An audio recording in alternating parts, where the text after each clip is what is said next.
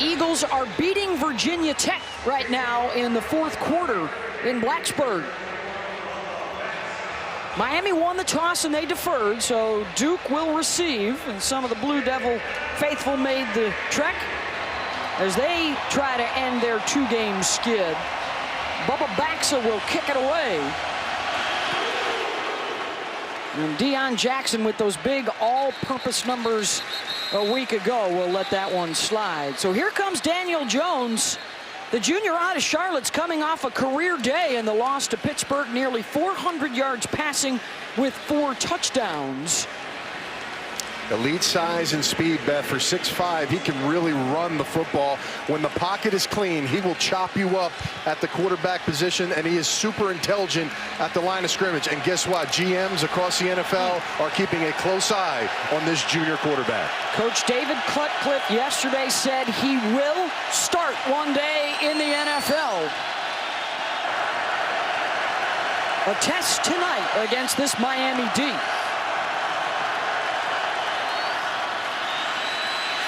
First and 10, they'll run it, and bouncing to the outside and breaking free is Deon Jackson. He is gone. Touchdown, Blue Devils. 75 yards to open up the night, and there is a statement on Saturday right there. Like I said, Beth, the cat is out of the bag. There are no more secrets with Deon Jackson. This kid is unbelievable. And that's one thing about this Miami defense. It's so fast. They have a tendency to over-pursue sometimes. And then Jackson just caught it out the backside. The rest is history. Longest run of the season. And what a way to open this one up. 7-0 Blue Devils. The sophomore out of Atlanta, their leading rusher due to the injury to Britton Brown. Beth, check this run out here. Deon Jackson, nothing's there. Everything gets washed down to the right side, and nobody's home. Backside, you got to have a defender waiting there. And if you think you're going to catch Deon Jackson, forget about it. He's out.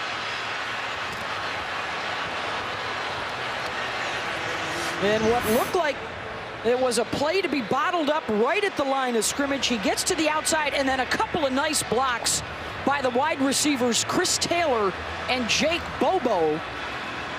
And the longest run of the season for Duke, and the Hurricanes on their heels right away.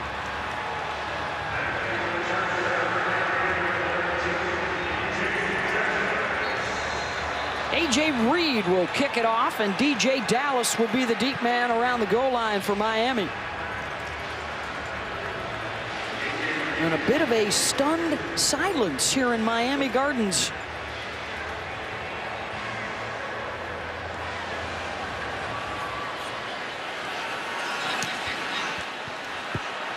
Drills that one short, and Dallas will scoop it up at the 8.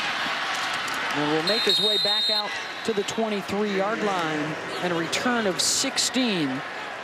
So it was announced early in the week by head coach Mark Richt, amidst a bit of a quarterback controversy, that Malik Rozier would be the guy. They're going with the experience. And Mark Richt says he simply gives us the best chance to win tonight. He's really dangerous with his mobility. I think he should run more, to be quite honest with you, Beth. Accuracy has been a problem, and managing the young talent, some young linemen, some receivers, everyone's got to get on the same page. Malik Rozier is trying to get that done today. The other guy is N'Kosi Perry, a redshirt freshman, and it's possible we might even see the true freshman, Jaron Williams, at some point. Rozier breaking some tackles and eventually wrapped up by Ben Humphries. Picks up a couple. Miami fans wanted a flag for the extracurriculars at the end of the play, and they'll get one.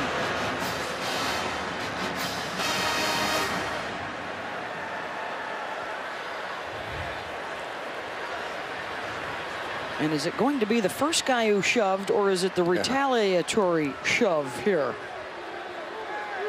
After the play resulted in a personal foul, offense, number 74, half the distance to the goal. The down counts, second down. The retaliatory shove from Tyler Gauthier, the senior center.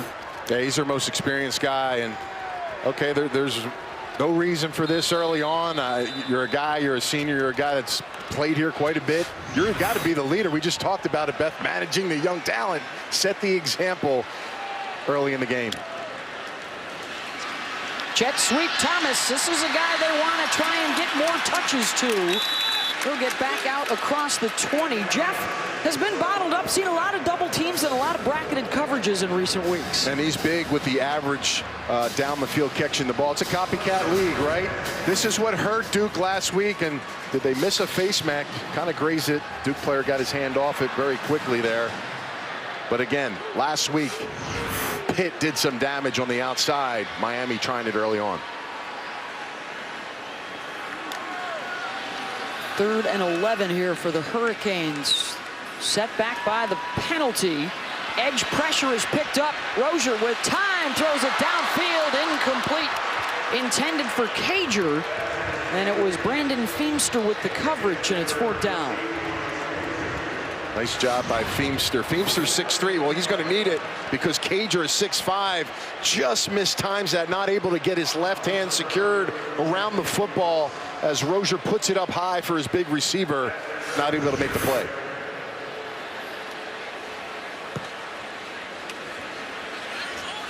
That's going to be Zach Fiegels back to punt. Miami has used a couple of punters this year. TJ Ramming back around his own 37-yard line.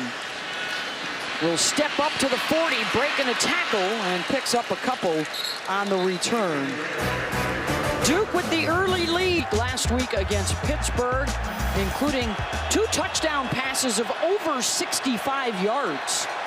And that wasn't enough to overtake Pittsburgh. Full start. Number 70, offense. 5-yard penalty. 1st down. Christian Harris with the false start. That'll set him back. It's very rare at the quarterback position at his size, Beth. You're able to have the movement and the mobility to get sideline to sideline, run fast up the field. He's very quick with his feet, and he's someone you have to deal with not only in the pocket, but on the outside as well. Jackson looking for a little daylight. It was Sheldrick Redwine coming up from the secondary. They really like their 2 safeties, Redwine and Johnson, making plays for that defense under the direction of Manny Diaz.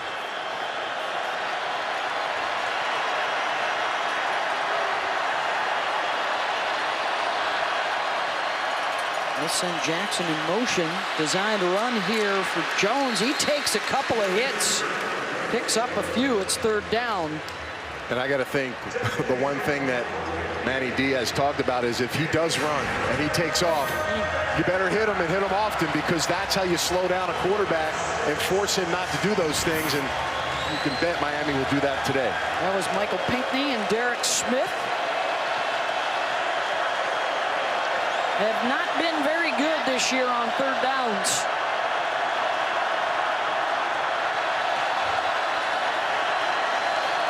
Could see a lot of empty sets tonight. Jones flushed, and he's going to be close. Appears to be just shy, and it's 4th down. They may go for this, Beth. This is that area on the field. Pick up the tempo here. Again, causing havoc at the defensive line position. They decide to play conservative ball here and punt it away. 2 teams, Beth, desperate for a win, right? Two game losing streaks for both of them, and expect them to potentially take some chances in this game to get the ball rolling. Austin Parker, junior out of Mount Pleasant, North Carolina, to punt it away. DJ Dallas back at the 10.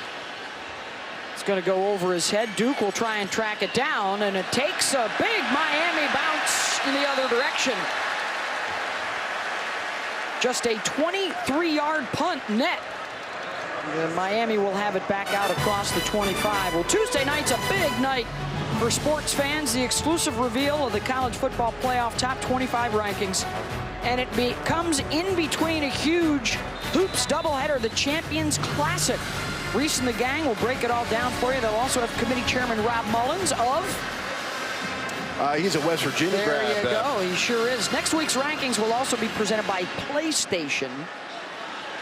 Got the Duke basketball team involved in that hoops doubleheader, and then the playoff reveal in between. Week 2 of those rankings. Of course, week 1 the top four: Alabama, Clemson, LSU, Notre Dame. Notre Dame is in action tonight against Northwestern, set to start shortly, and Alabama, LSU head-to-head down in Death Valley at 8 Eastern. Clemson scored 77 today in their win against Louisville. Rozier will hand it off, and Homer has the first down yardage out across the 40 and a run of 11. Stretch zone to the right side, and this is the guy, Beth, to me, that needs to get touches. He's averaging about 10 a game. He needs to get more. Excellent job seeing the hole, sticks his foot in the ground. He's physical. He's got the speed. And again, just an underutilized weapon, I think, in my opinion, that can really help out a young Hurricane team. Junior from West Palm, of course, replacing Mark Walton in that backfield this year for the Canes. He'll get the call again. They'll run it up the middle to the 46. How about a studio update with Zubin Mehenti? Beth, thank you. DirecTV, more for your college football thing. And this was a thing of beauty from Sam. Amazing. Tied. Under 3 minutes to go at DKR to put the horns ahead. We'll keep you up to date throughout the night. Back to you. Still a couple of minutes to work with for Will Greer. Let's see what he's got. Those two teams trying to make their way closer to the Big 12 championship game. Rocky? And guys, just reported the sky has just opened up. Rain coming down pretty good, and it came down pretty fast and in a hurry here. So we'll keep an eye on how that affects. Obviously, this is some natural turf here. See if that affects the game here, this rain. They've got the Canes and Blue Devils tonight, and then tomorrow the Dolphins are hosting the Jets. Big 24 hours of football here at Hard Rock. Out of the gun on 3rd and short.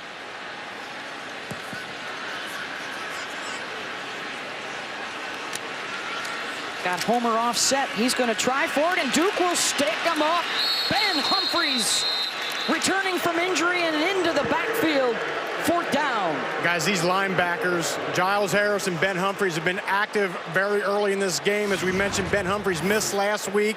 He was out here early warming that left leg up. It looks to be pretty warm right now. He's having an effect. And they got the offense staying out there here.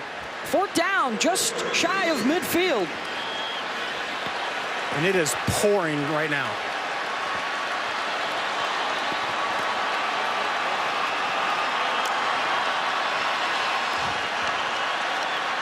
Rozier against a 4-man rush. Throwing deep down the far sideline, and it's out of bounds, incomplete. Feemster was all over Cager with the coverage, and Duke will take over in Miami territory. Stop. It's Duke's football in Miami territory. They've already got the touchdown lead on the 75-yard touchdown run from Deon Jackson to open up the game tonight. Daniel Jones, the overthrow, looking for T.J. Ramming. Ramming and Jonathan Lloyd, his top 2 targets. He's also got a pretty good group of 3 different tight ends to use. You got to be able to secure the football, Beth. Sometimes leading the receivers too far with the wetness in the gloves. You want to track the football and make sure you catch it first before you get those yards after the catch. All right, here's another one of those empty sets for Duke. 4-man pressure and another miscue. Jones looking for Ramming. 3rd down and 10. A lot of speed on this defense for Miami. They're able to close down those gaps and those open areas. So if you're a quarterback, Daniel Jones needs to find these things. We talked about his ability to get pre-snap. He's going to have to find it early and find tight windows with throwing the pass. The best 3rd down defense in the business right here with Miami.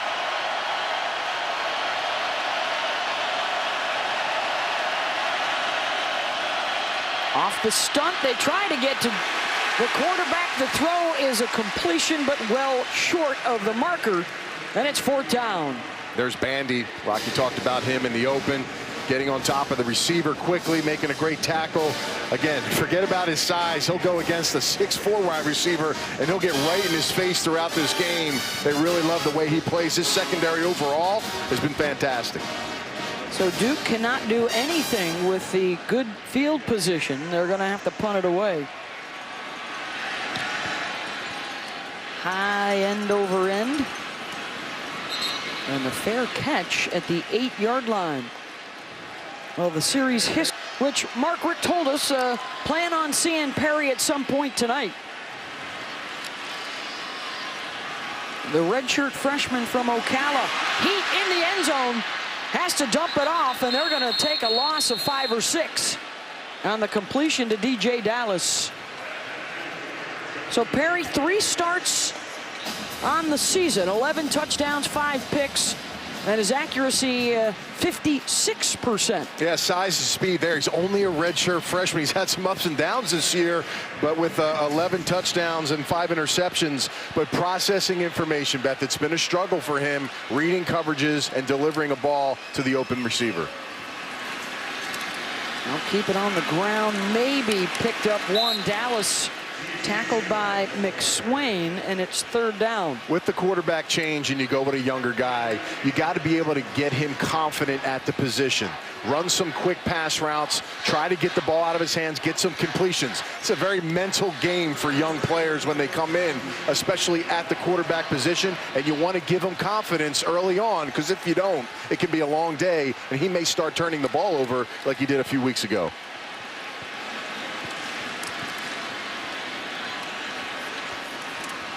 Third and 13. They'll play it conservative here and keep it on the ground. And some boos from the Miami fans here. Another 4th down coming up, and a punt perhaps from out of their own end zone here. It's a nice job by Duke Blue Devils defensive end Drew Jordan. The big problem last week, Beth, was perimeter, the outside, staying home and getting some of those, stopping some of those big runs on the edge. It's a good job of taking down the big running back DJ Dallas on that play and forcing a punt.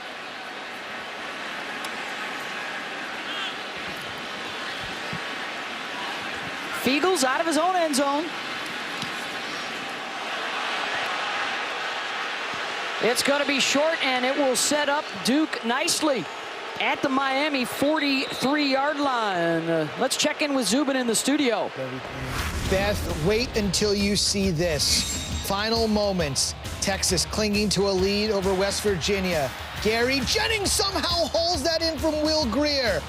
And the Mountaineers, who have never won the Big 12, are saying, we're going for 2.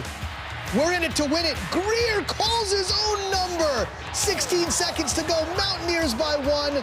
We will keep you up to date. How about that, Beth? West Virginia. The chutzpah to go for 2, Anthony Becht. Subtle fist pump from me. And your alma mater's up 1 late. Daniel Jones in a driving rain now. The completion to Jonathan Lloyd. Trajan Bandy with the hit after a 5-yard gain. Yeah, they're very careful now. Again, the tight coverage. QB doesn't have a lot of time. They find ways to get through gaps, taking those shots, continuous blows on the quarterback. He's a big body guy. Miami doing a nice job early. Jet sweep, ramming. Looks like he's got the 1st down yardage. And a Duke player down behind the play. Don't forget the big doubleheader coming up Tuesday night, the start of the college hoop season, as well as week 2 of the college football playoff rankings reveal. That is Davis Koppenhaver, the senior tight end, heard on the play, and we will take a break and be back in a moment. Rain down there in one of the end zones. Congratulations to those 2. That's some serious commitment right there. He might have needed to shorten that up a little bit. Yeah. There you go. We have to buff that diamond up to really get the bling back after that rain hit it. Congratulations to them. It's 1st and 10 Duke. They did get the 1st down. Let's check in with Rocky down in the rain. Guys, to say it's pouring is an understatement. It is absolutely dumping down here, as you can tell. You're pretty wet, even going through the rainproof gear. I've also seen some Miami players here on this sideline taking the gloves off, trying to figure out what will work here with this driving rain. Thank you very much, Rocky. On 2nd and 8, I think America wants to know, Rock, are you in the wedding? Were there any exchanges between you and the future bride and groom there? I had no say in the matter. Just trying to get dry. Under 4 minutes to go. 3rd down and 9 here for Duke.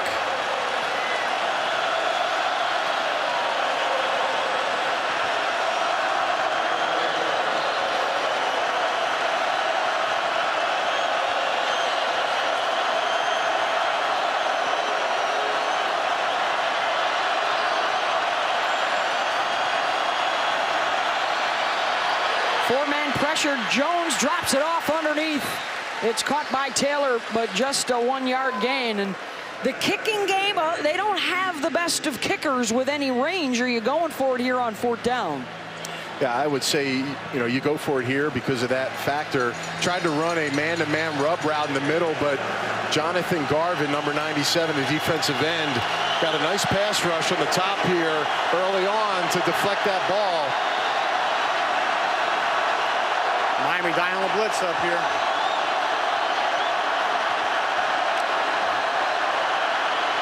Quarterman coming, and then the pooch punt by Daniel Jones. And it stays on the field of play and rolls out of bounds inside the 2. Jack of all trades, Beth. Could do it all. 29 yards and a punt that needed a blinker to make that left turn to roll out of bounds. Yeah, quarterback quick kick and just pooches it up high. Ball takes a favorable bounce. Big hit there. But again, that was a unbelievable. As the rain continues to dump down. Big hit right here on Chris Taylor. You're going to see the mouthpiece pop right out. Yeah, Chris Taylor, the senior from Miramar, Florida. And again, he's one of their top 3 receivers on this football team. A little shaken up. See if he comes back here on the next drive. That's Trayon Gray, who's in at tailback. Perry stays out there at quarterback. Here in the first quarter for Miami, their average starting field position has been their own 15-yard line. I would expect a conservative style right now. The rain right now with the redshirt freshman quarterback, it's very tough to ask him to do much. This offensive line has to start digging it out. You see number 33, Hillary. He's a former lineman. He's coming in. They're down tight ends. Will Mallory's not playing today. Brevin Jordan was the only tight end available, so they're going to use an extra lineman for blocking situations. Second straight drive here that Perry has had to start inside his own 10-yard line. Going to try a little play action. He'll float it over the top, incomplete. He was trying for his freshman tight end, Brevin Jordan, and it was Michael Carter on the coverage. It's 3rd down.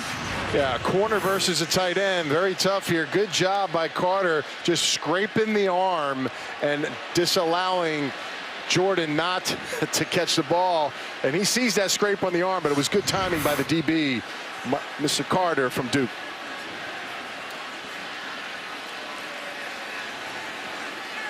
Looking at a 3rd and 6 here.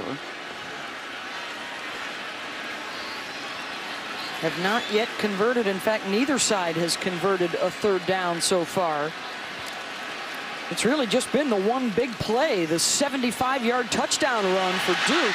Perry will pick up the first down, and there's their first conversion out to the 15. And this is something Perry can bring to the table as well. Rozier can run, well, so can Perry.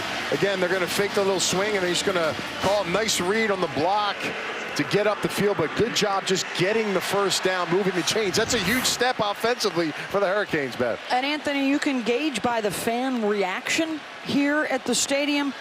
They like Perry. He's the younger guy. They feel he's got the most upside. And that's what a lot of the fan base, right, has been barking about this week on social media when it was announced Rozier would get the start.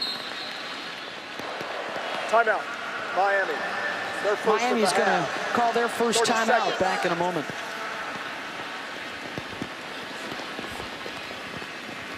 He's got 3 starts on the year, and then they, in the last couple of weeks, have gone back to Rozier. The numbers are somewhat similar, and at what point maybe do you have to go with the younger guy moving forward? I think they're at that point. I mean, really, it's basically, does he have a full understanding of what you want to accomplish offensively? You want to put him out there. Fans want to see him. I want to see him, but you want to make sure he understands exactly what's going on and he's comfortable. Had a couple interceptions a few weeks ago to start the game, was pulled. Let's see if he can back it up a little bit this game here. Homer will run for a couple again. what Mark Rick told us is that Rozier, he opens up the whole playbook for them. He's got the experience, and it's a team that can still win the Coastal Division and play for an ACC championship for the second year in a row. It's about execution, too. You know, they have a ton of freshmen playing, young players, and they're at the line position, the tight end, the receiver. Now, at the quarterback position, you got to get everybody on the same page. If they don't have the execution, they're going to continue not to have success on offense. On second down, getting to the edge is Homer. It's going to bring up third down and short, and may wait till the start of the second quarter. We can update you, by the way, West Virginia has won. That has gone final, going for the two-point conversion in the final minute to beat Texas on the road by 1. So big wins today for Georgia, West Virginia, Michigan. Those teams that are right now on the outside trying to work their way into that top 4 in the playoff. And that'll end the quarter. A rainy night here in Miami Gardens. A 75-yard touchdown run for... It is pouring down rain here in Miami Gardens at Hard Rock Stadium, and a 7-0 lead as the puddles start to form on the field. Duke in front of Miami, and a 3rd and 4 for the Canes. With N'Kosi Perry at quarterback, Anthony. Okay, cool.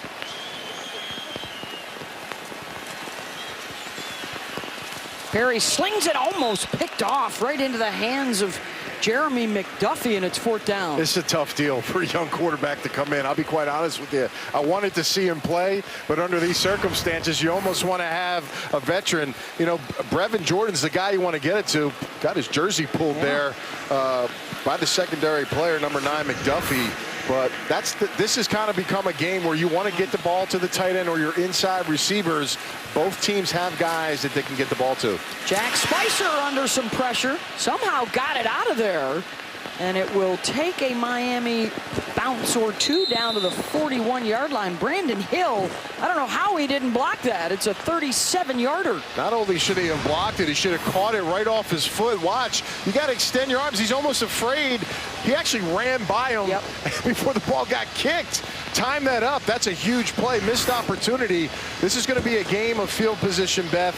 Right now, Miami has not been in favorable positions. And I'll tell you, Duke, getting that big run early in the football game before it rained may pay huge dividends. And guys, I am back. This rain has cost me not 1, but 2 microphones, but we'll try for number 3 here. As you can see, the water actually pooling on the field out here. Pressure in the backfield. Gerald Willis, one of the most improved players and one of the best stories in college football this year. He's been through a lot to get back out onto the field.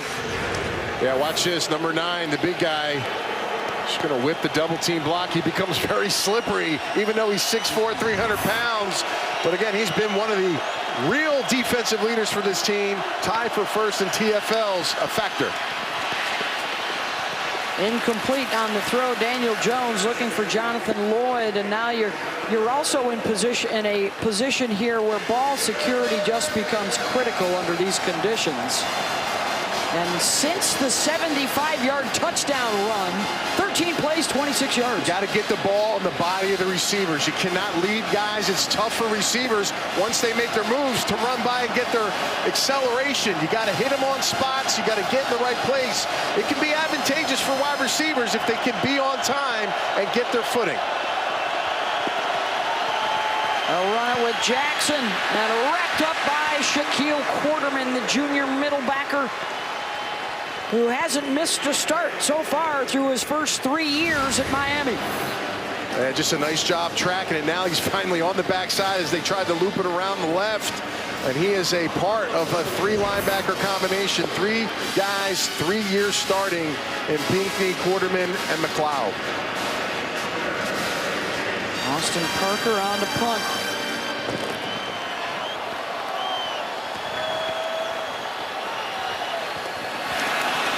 Nice snap, got it away. Thomas with the fair catch at the 16, 43 yards on the punt. Who we got at quarterback for Miami? Looks like it might be Mr. Rozier. Down to just 12 this season, so he gets the start tonight. Perry with a couple of series, and now it's back to Rozier as the puddles have now moved up to wading pools out there on the field. On a night where the rain is supposed to come down for a lot longer, and it's DJ Dallas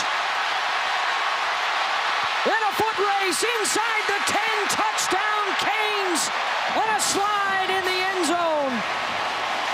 83 yards.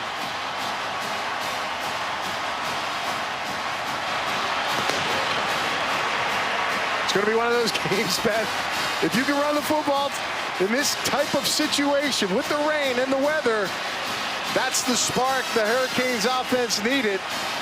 Heck of a run, heck of a play call by Miami.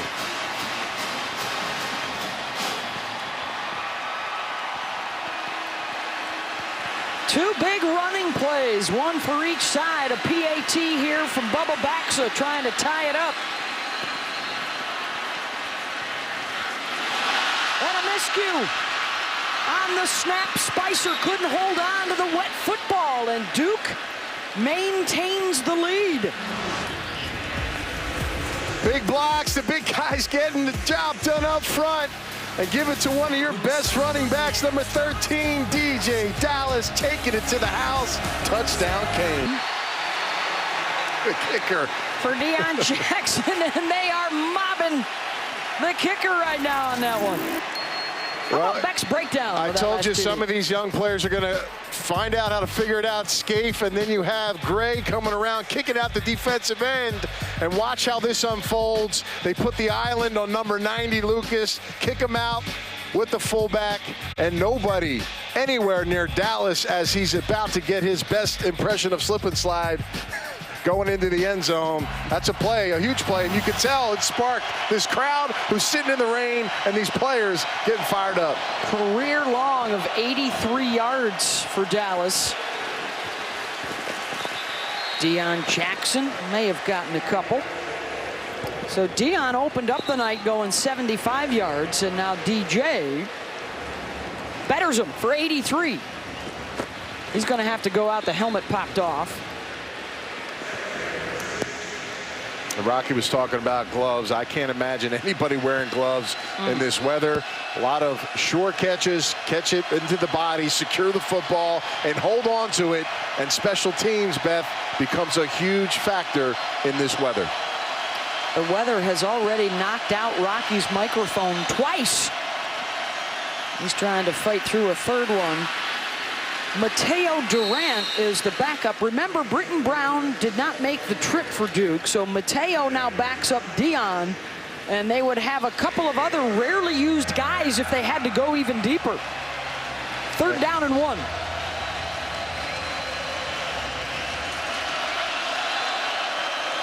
Durant stays in there. He'll go for it, trying to push his way forward. Stood up by that Miami front line. Pat Bethel, the first guy there. The spot looks good for Duke. And there's a flag. There's a flag now.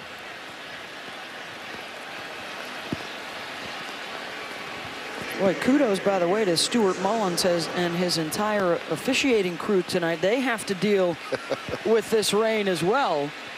I haven't felt a drop yet, Beth. How about you? No, it's... After the play was over, personal foul, unnecessary roughness, defense, number 22. 15-yard penalty, first down. Yeah, you can't have it. Red wine coming in there, and you know he's a senior. You just got to be smart. We saw him take a big hit on Taylor earlier on the punt, and then he does that again. There's a C on his chest for a reason. You got to be smart. Don't give Duke opportunities. It's a field position game, and you've just changed it here, even if they end up punting. 1st and 10 out to the 46. Durant, good push by that defensive front. Willis was quickly in the backfield and a loss of 2. Let's check in with Zubin. Beth, the undefeated Irish at Northwestern. Dexter Williams is in. Notre Dame 7-0 over the Wildcats, currently airing on ESPN. Back to you. Irish trying to get to 9-0. They're number 4 in the first playoff ranking. There's the former Irishman right there. I am back. This is my 3rd microphone. Also cost me a pair of wingtips too, Beth. Not happy about it. Doing some horse trading down there to stay in the game. Yeah, I've never seen anything. Anthony, I've never played in a game like this. I've never practiced in a game like you this. You played in the Super Bowl in this stadium, didn't you? Exactly, and it was not even close to this amount of rain pooling on the field. I mean, it was steady, but this has been downpour the entire time. Woo. Upstaged only by Peyton Manning and Prince at halftime. In that famous halftime show in the rain when Rocky won that championship with the Colts. Yeah, sporting what looks like Colt unis tonight. Ramming couldn't hold on to it for Duke. You know, I played in these games, Beth, and I'm telling you, if you're a receiver, you just saw Ramming drop a ball, but you've got to get this ball on his body. You try to bring it in and try to bring it into his chest, turning around. That's not going to work. You've got to put it right in his gut. This accuracy from Daniel Jones that he's had the entire season has to show up today. But even with the wet ball, Beth, it's tough to get the ball in the proper place. When you talk about accuracy, Anthony, Miami's quarterbacks have not been accurate, but that's going to be a key here is this game in the rain. Shanking the punt, and look at the water grab a hold of that right at the 18-yard line, where Miami will head back out there after the 37-yard punt. Well, Sunday at 10 Eastern on ESPN. It's a special edition of Sunday NFL Countdown. Can the Saints topple the Rams, knock them from the undefeated ranks?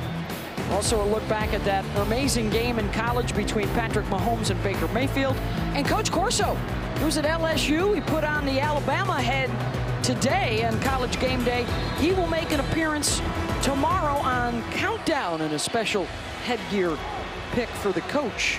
And you got my former team, the Jets, coming into town. They're going to love the conditions of this field, regardless if it's raining tomorrow or not. They're going to be extra happy there was a 7 p.m. Miami game the night before. The field position has been a problem for Miami. They've started out on average within their own 20-yard line. And the highlight, of course, the 83-yard touchdown run for DJ Dallas. And defensively, and I know Rocky said he never played in this, but obvious the question is when you're coming downhill as a linebacker or DB and you decide to make those and hit those gaps, you better make sure you're right, because just like that last series, something big could open up, and if you're not there, the footing to get back to that spot will be tough. So again, pluses and minuses for both sides of the football in this game. It's always to the offense's advantage because they know where they're going. Defense reacts. Another big hole right up the middle. And the burst. Down inside the 40-yard line goes Travis Homer. Michael Carter with the touchdown saving tackle and a run of 43. I'll tell you, being a running back, it's tough, but look at his cut on the wet turf here. Watch him just ride it out in the zone. He sees the hole, sticks his foot in the ground, and he is out the gate, folks. Tremendous speed. There's not going to be a lot of players that can catch him. Very fortunate for Duke to be in the spot to make that tackle. Gauthier Donaldson's scaife opening up a nice hole for him. Homer picks up a couple more there. 174 yards rushing here in the first half for Miami. Yeah, another helmet comes off there, Beth. Another player has to come out. That's Jordan. But again, these running backs are going to get a lot of opportunities in this football game. Who's going to make that mistake? Hold the football. You've got to get it tight to your body. A lot of hands are going to be chopping at it, punching at it, and then the ball's going to be wet as well. So again, protecting the football is the priority in this football game.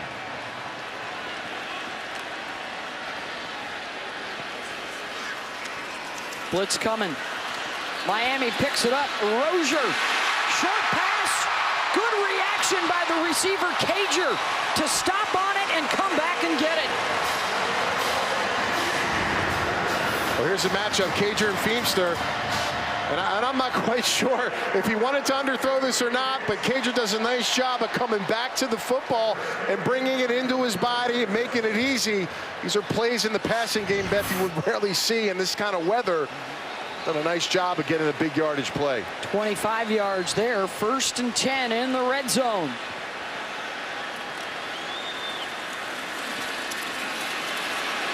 Rozier will keep trying to get the edge and cut down at the line of scrimmage by McDuffie, who stretched it out.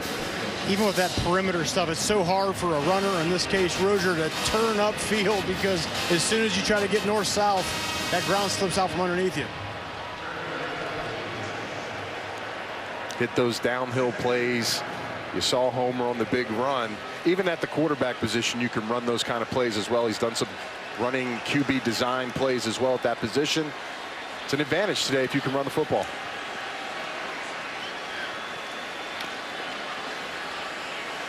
Duke showing numbers in the box. They're coming. Rozier lost one into the end zone, up for grabs, incomplete, and flags flying in the backfield.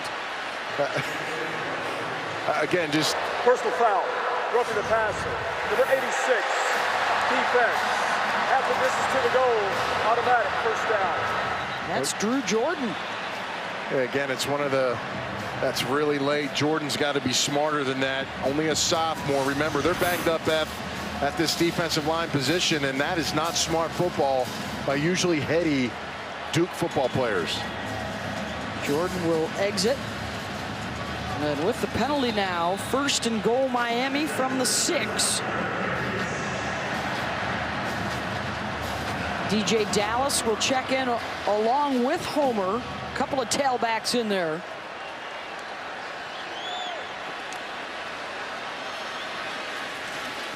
It's going to be Homer with the cutback. Touchdown, Miami.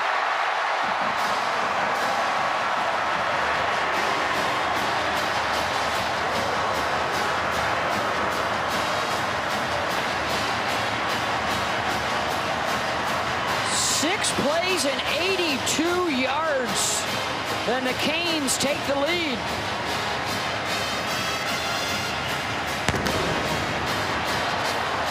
And they're going to go for 2 here after missing the extra point probably due to the rain and the weather on their first touchdown.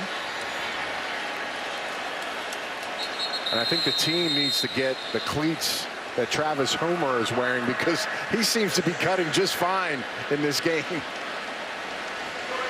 You talk about that, and back when we played, you had those 7-stud cleats where you put the 3/4-inch long spikes in. But I mean, these days, these players all go with the molded style of cleats. I don't even see a set of the studded cleats out here on this field. Right. Yeah, we used to put those big knives under our shoes. They were huge, like stuck in the ground.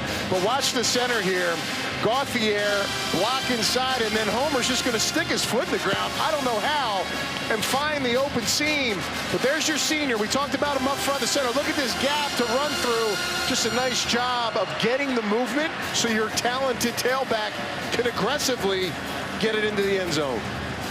But then for Miami, again, we've talked about there's some young guys out there, Anthony, and they were not ready to go for the 2-point conversion right there. A little bit of an extra celebration, and the guys, they had to burn a timeout there, did Mark Richt, to get the offense back out on the field here. And I think situationally, you wouldn't really expect to go for 2. It's the weather issue. So the coaches have to be clear on that immediately so everybody's on the same page so that they know what they're going to do. It looks like they're going to stay with it and try to get this 2-point conversion to make it a full 7-point lead.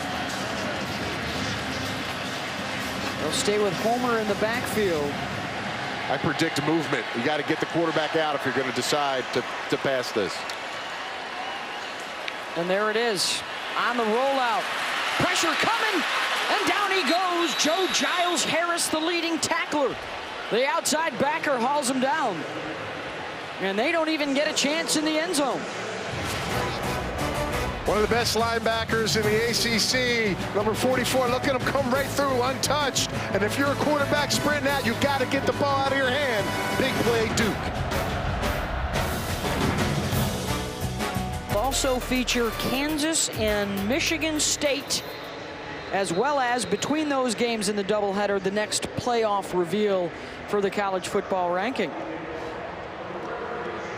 Well, this season, Taco Bell is celebrating student sections and passionate fans like the Miami Hurricanes by awarding the best student section of the year. Go to ESPN.com/Taco Bell to see if your team made this week's rankings and to see how your school can compete. Now, I'll be honest, Beth. Zion Williamson, he's just a tad under 6'7". People say LeBron James could play tight end. I'm going to nix that. David Cutcliffe may want to talk to this young man. 6'6" and 3/4, 285 pounds. And literally, every time I see him jump, I feel like his forehead is going to hit the rim. Could you imagine him in the red zone? Forget about what Antonio Gates has done in his career. This kid could be a baller in the NFL. I'm just throwing it out there, Duke fans. I'm just throwing it out there. Made inside the 25-yard line. By rule, the ball will be placed at the 25. First down. As one of the new rules this year, you can make the fair catch and still get it at the 25. You're always looking out for new tight end. I'm just saying, he would be a game breaker, I'm telling you. Just in case. Only so many spots in basketball, Beth, you know? Well, the rain has slowed down just a smidge, although we do expect it to be around till about 9 Eastern. As you can see, it has already accumulated on the field here in Miami Gardens. And a 12-7 lead for the Hurricanes. And how will Duke now respond with Daniel Jones? They're going to air it out, looking deep. Back shoulder incomplete, looking for Chris Taylor, who landed awkwardly. I guess my question to both teams is why? Why are we throwing the ball down the field? I get it, you know, maybe you feel like one-on-one, you may get a DB to slip, but did you just see how hard it was to track a football, keep your footing, and also, by the way, catch it? Just a tough deal. Dink and dunk, run the football, don't waste downs, and put yourselves behind the sticks. A lot of bodies right in the middle of that defense from Miami, led by Willis.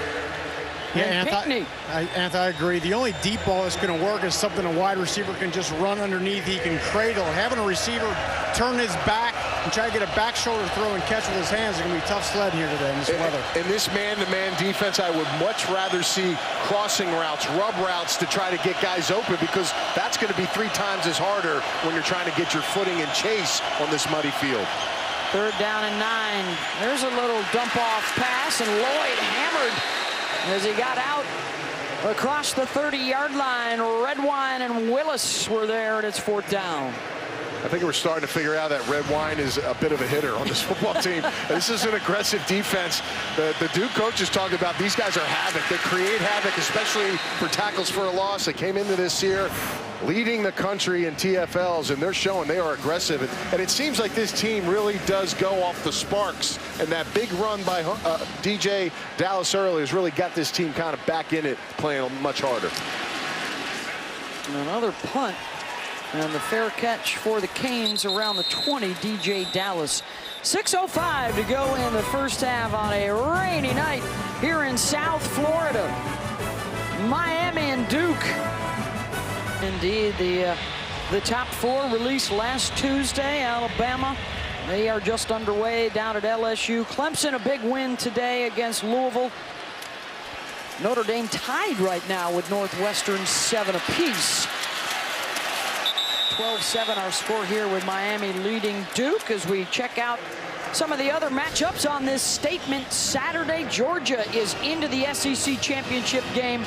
West Virginia, a 2-point conversion in the final minute to beat Texas, and Michigan pounded Penn State. Well, how big is it right now for the Big 12 Conference, Beth, to have Oklahoma and West Virginia continue to win football games for that last regular season matchup to potentially, you know, look, they may be matching up again the following week. Yeah. But, again, very interesting situation that develops. And Penn State, look, Trace McSorley, I love the kid. He's a warrior, but he is banged up and just been ineffective for Penn State. DJ Dallas with a nice run. How about an update, Zubin? Beth, you mentioned Northwestern had equalized. Here's how they did it. Clayton Thorson, that is up and over. We're tied at 7 in Evanston on ESPN. Back to you. So the Irish and Northwestern, of course, Northwestern still with a chance to win that Big Ten West. Ben Humphries is hot at some of the Miami players. Well, he got cut by Brevin Jordan here on the outside. And Jordan's going to cut Humphries. Humphries is already banged up with an injury. But again, you know, that's right across the thigh board. When you teach guys to cut players, that's where you want it to be. And he is not happy with that situation. Question is, was that within the 5-yard threshold? Yeah. And maybe that's why he's disappointed. It looks like it was. After that run now, Dallas 3 carries, 105 yards rushing. It's really been 3 big runs, 2 for touchdowns, and then the third that set up the other Miami score. The Canes 200 yards on the ground in the first half. They've only thrown it for 33. Of course, the weather a big part of the story here. Full start. Number 9, offense. 5-yard penalty. First down. Well, if you can run the ball in this kind of weather, big things can happen. DJ Dallas got it started off for Miami, and he gets the big run. And then Homer, of course, I don't know how he's cutting on this football field. He seems to be able to do it every time he touches the ball. Watch this, sticks his foot in the ground. Really amazing run in that short distance. You see the physicality. Those 2 guys are real leaders, and they're studs in the backfield. They're leading this offense right now for the Canes. On an absolutely drenched field here at Hard Rock Stadium. It has been pouring down rain most of this first half. Travis Homer on the carry. Well, with Humphreys out, Beth, they're going to go with number 49, Kwanzaa. Now, last week they had some issues next to Giles Harris as the other linebacker of making tackles, getting in the right gaps, and that alternative linebacker was Gagnon and also Kwanzaa. He may be their most gifted and most athletic linebacker, but he doesn't have the experience yet. So this will be a big game for him to fill those gaps and really set his feet on this wet turf. One thing he better do is get off of blocks. This Duke defense right now is not doing a good job of shedding blocks and making tackles. Same thing last week. We'll run away from the blitz off the right side. 3-yard gain there for Homer. College basketball season underway in earnest on Tuesday night with that big doubleheader, and in between those games, who will be in the top 4 next week? In all likelihood, either Alabama or LSU will fall out with a loss. They are underway down in Death Valley. No score yet in that one. Although if you lose to another team in the top 4, does that mean you do tumble out? Maybe not for Alabama. Rozier on the run, chucks it out of bounds. That was Terrell Lucas giving chase. That's going to bring up 4th down. Yeah, Duke heats it up a little bit. There's a admirable fan there coming out. That makeup's not even running, so that's some good stuff. That's good product. Love those pads, man. Every time I see those flashbacks of the Raiders games back in the day, heck, they're still doing it, Beth, out there. You know, out in the black hole. All right, let's see if the weather messes with these punts. Duke almost got the last one off the foot of Jack Spicer. They're coming again, and Spicer low. Takes a couple of hops and sticks at the 29-yard line. They've got next against the Tigers next weekend. Still a lot to play for. I mean, you say what you want about the division. There can be good teams that just beat each other week in and week out. It's very competitive, and it keeps it for that each team still has an opportunity week in and week out. Each side with a couple of long running plays for touchdowns tonight in the rain. How about a studio update with Zubin? Beth, here's what's coming up at the half. Where there's grit, there's Greer. Where there's will, there's a win. We'll take you through it. Statement Saturday was huge today, and maybe the most gratifying touchdown of Dabo Swinney's Clemson career. Wait until you see this. We'll see you at the half, Beth. Thank you, Zubin. We understand there might be an update on Tua in Alabama as well coming up at halftime. We've got just under 2.5 to go here in Miami. The runner was down prior to losing possession. It's 3rd down. As the rains continue to fall, Beth Mullins, Anthony Beck, Rocky Boyman, Carl Spackler with you tonight. Got a pond at a pool. Pond would be good for you, Carl. Defensive line, Beth, is really starting to pick it up here for Miami. A lot of penetration. Offensive line for Duke having problems just controlling these guys with just 4 coming. face, and it's Willis, and down goes Daniel Jones. I'll be honest, Beth. Now, I know Gerald Willis is a pretty good player, but if you're on offense, you would probably try to block this guy. Don't let him run in and nobody touch him. If I'm a guard, I don't care who's there. Go block that guy. If that's the wrong guy to block, at least the best defensive lineman is taken care of. Number 63, Harmon's got to get that done. Excuse me, the left guard, Harmon. A loss of 8 for the ESPN midseason All-American. And remember, this is a guy who's been out of football for 3 years. Yeah, I'll tell you, he's been all over the place. He's done the job, and like you said, Beth, you know, he was a 5-star recruit out of Nolans, went to the Gators. He struggled. He transferred to Miami, redshirted in 2015, was suspended for most of the year. In 2016, leave of absence in 17, and look at him now. He's been able to get himself back together, focus on his game, and you're seeing just on that package right there the destruction and devastation he can play, and he's truly a havoc player for Miami. And that play really showed, Anthony, all the injuries and movement this Duke offensive line has had, especially the last couple of weeks, just not on the same page here all night. And he needs a little air. That's the last key. Get some of that oxygen. And he's a captain. He's been a captain for several games this year. And this defense, guys, you take away the first play of the game, the 75-yard touchdown, they've only allowed 35 yards of total offense since. This is the 7th straight punt for the Blue Devils since that opening TD, and this will be the first chance at a return for Miami. Oh, gosh. Look at everybody sliding everywhere. It's crazy. It's amazing. 53 yards on the punt, 8 on the return. But we talked about this at the top. It's really come down to these 4 teams now in the Coastal. And Miami still with a chance. In fact, 30% chance, because they still have Virginia Tech and Pittsburgh on the schedule. Yeah, and unfortunately, they don't control their own destiny because they did lose to Virginia. But hey, listen, Virginia lost this weekend. You know, maybe that there's another loss. You don't know. So again, as dismal as maybe the fan base has thought it's been, there's still time for this Miami team to finish strong.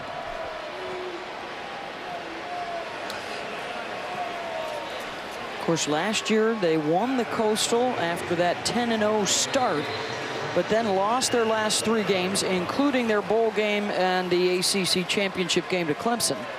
It really turned around when they played Pitt. That's when Rozier got pulled and just seemed to go downhill for the young man at the quarterback position and never really bounced back, Beth, and trying to salvage it right now with the senior season.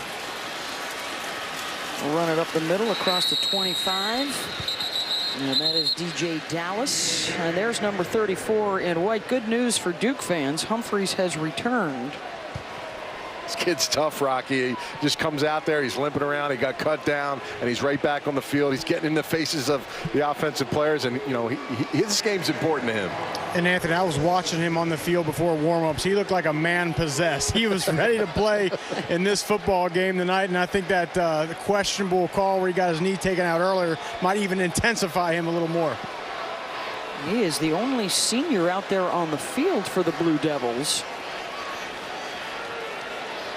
Comes from a family of athletes, including his sister, who already has a national championship with the Stanford volleyball team, as Rozier keeps it for the first down across the 35, rambling for 19 yards. Now, at the start of that, it didn't look like Miami was trying to drum up much offense just going at halftime. Now with that big run, do they maybe try to take some chances? I would say this: be comfortable with your lead. Go into halftime. They're going to let the clock run down the hill, maybe run the ball again.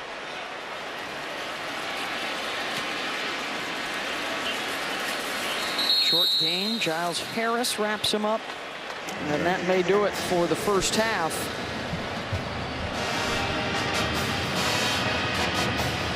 (12-7), Miami with the lead. And they will take that into the locker room as both sides will try and dry out. But right after this short break, Zubin and the guys from the studio for the halftime report. 26 plays and just 40 yards of total offense for Duke. They only had 4 first downs the entire first half. Good news for both sides is the rain has let up considerably. The puddles are still all over the field. Let's check in with Rocky. Hey guys, how are you? I talked to David Cutcliffe coming back on the field. I asked him, what can your offense do in this driving rainstorm? He said, number one, we got to continue to take care of the football. He was happy with how they did that. Secondly, he said we got to get the RPO game going with how aggressive the safeties and linebackers are for Miami. They got to be able to ride that thing down with the quarterback, pull it back out and hit some of those short throws. He said that'll be important here in the second half. And you got to win on first down. They've been in third, second and longs for pretty much the entire first half, and they have to establish something at the line of scrimmage. These offensive linemen, they've been moving them around for Duke. They got to get on the same page and create some holes for their offense. This is Travis Homer, and he's going to lose a couple. Ben Humphries leading the charge. Both these teams can become bowl eligible with a win tonight. Miami still very much alive in the race for the Coastal Division Championship and a shot at returning to the ACC Championship game. And for the Hurricanes, they have owned this rivalry since the Blue Devils, or since they joined the ACC. They have won 13 regular season home games in a row, by the way, last year in this. Rozier gets away from Giles Harris, but not from Humphries. That footing obviously will continue to be an issue, even though the rain, it's still coming down not as hard. But again, it's a little gimpy there for Rozier as he gets up. Possibly could be an ankle or a foot, but again, you see he must protect the football. The quarterback starts running the ball. He's the veteran right now, and that's the reasoning why, even though we saw Perry earlier, he's sticking with the older quarterback, the senior, to lead him through this weather type situation. Haven't had a chance or a need to throw it a lot so far tonight. 3rd and 8 here. Keep it on the ground with Homer, and he's going to come up a few yards short. Got 5 back there. Leonard Johnson, the safety, with the hit, and it's 4th down. Guys, one thing I'm seeing down here on the field, Malik Rozier looks like he can hardly put any weight on that right leg. Not sure what happened, but he's cringing and walking gingerly off the field. Yeah, he definitely looked to be limping after that run. We've seen both him and Perry already tonight. Spicer. That's another punt off. This is a low one, mishandled, and after the muff, grabbed back by Ramming. 39 yards on the punt, and Duke will have it at its own 30-yard line. They got to figure out a way to rev this offense back up. Honestly, though, as bad as it's been, and they've only had one big play, a touchdown, they're in the lead. Yeah. So, listen, you could be disappointed, but I think Rocky said it well when Coach Cutcliffe said, listen, you know, we're a play away. We got to keep grinding. We got to try to find an advantage here. First downs, Beth, is going to be important. I think Deon Jackson's got to have a big half for this football team, and let's see if they can produce the RPO. If you have a dangerous run game, makes the RPO action a little bit dangerous for the offense. 7 carries, 86 yards tonight for Jackson. They'll use him in play action. Jones hit as he tries to deliver downfield and well off target. That was Joe Jackson coming at him. This Hurricane front four has been so strong. Big reason why a lot of punts there off of the initial TD. And look at the first play, Beth. You try to chuck one down the sideline, and the receiver's running an inside route. Your quarterback's on the outside, and guess what? You're 2nd and 10. That's not winning on first down. 7 consecutive punts. The longest they've held on to it, 6 plays.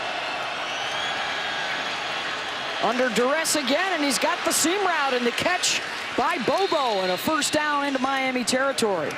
Well, you know, his jersey's pretty white because he's been leaking in, but this is a nice shot by Bobo. Concentrate on catching the ball. This guy's a true freshman. That's the son of Coach Bobo, but out in Colorado State. But listen, these are the opportunities you got to take advantage of, and that's a big play and a big opportunity there.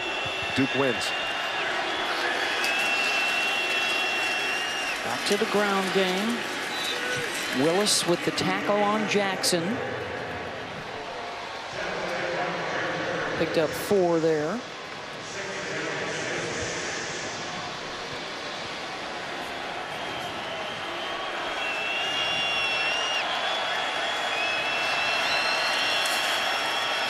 Forming pressure. Jones dumps it off. And a first down. Jackson out of the backfield. He had a 74-yard touchdown catch last week against Pitt in his record-setting day with over 400 all-purpose yards. You know, it's unfortunate that it's raining today because we're not getting to see the skill set at the highest level between Deon Jackson and Travis Homer and DJ Dallas for the Hurricanes. 4 first downs the entire first half. Duke has 2 of them here on this drive.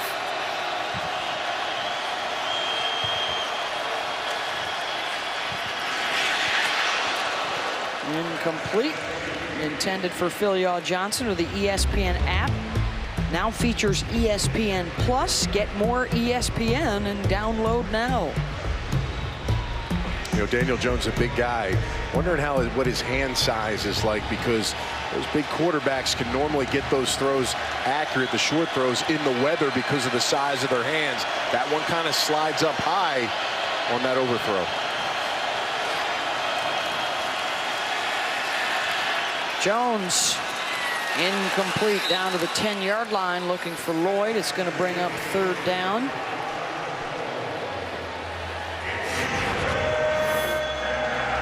Again, it's a little bit of a slip and slide here.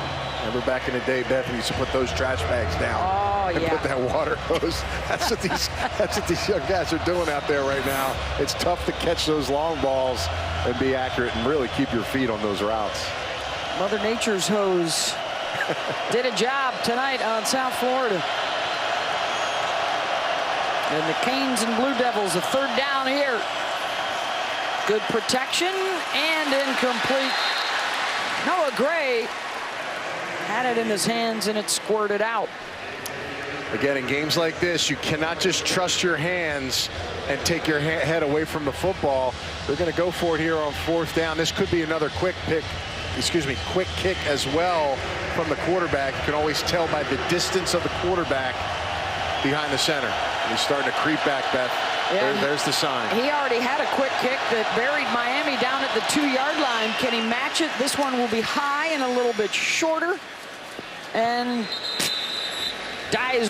An interesting name there that's getting some love after their late season heroics is Nevada. Yes. How about that? Yes. The Twins are back, right? Uh-huh. The Wolf Pack. We've got a 12-7 game here, each side with long touchdown runs. Duke, a 75-yarder from Deon Jackson, and an 83-yard touchdown run for Miami and DJ Dallas. Ball is out. Oh, man. Duke's got it. Ben Humphreys with the fumble recovery at the 12 and the first turnover. Looked like Derek Tangelo knocked it out. Again, it was going to be a game of mistakes in the wet weather, keeping that ball secure. Tangelo does a nice job just poking his arm in, just hits the top of the hand, Beth, and it just spins off the jersey. It's very wet. The ball comes out, and here we go. Opportunity now knocking at the door, and a great day so far by DJ Dallas, but a crucial mistake there, not holding on to the football. Right now with this weather, Anthony, don't you want your running back with 2 hands on the ball at least till you get in the 2nd or 3rd level? When you get through the line of scrimmage, you're exactly right. Secure it till you get through, and then when you feel that freedom or open up, that's when you can get a loose with it. But you're right, you've got to pick the ball, especially pinned back like Miami was. Jackson is the offset back for Duke, looking for the lead. Hit as he throws into the end zone. Man. Several consecutive first downs now, trying to throw the football.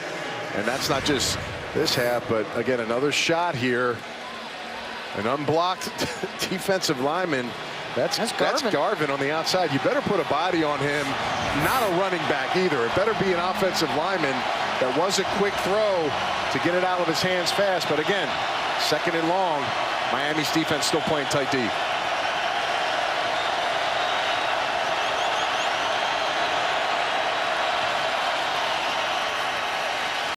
Quarterback keeper diving down to the 8 is Daniel Jones. Quarterman and Pinckney, the 2 linebackers, were there, and it's 3rd down. Now think about if you did that on 1st down, Beth. How the yardage you got right there would be ultra important. Now you can open some things up. Again, Miami's defense has been stout. Can they hold off in the red zone? Can still get a 1st down around the 2-yard line. A lot of space here, Beth. Over number 5, Lloyd. Haven't seen him do much in this game.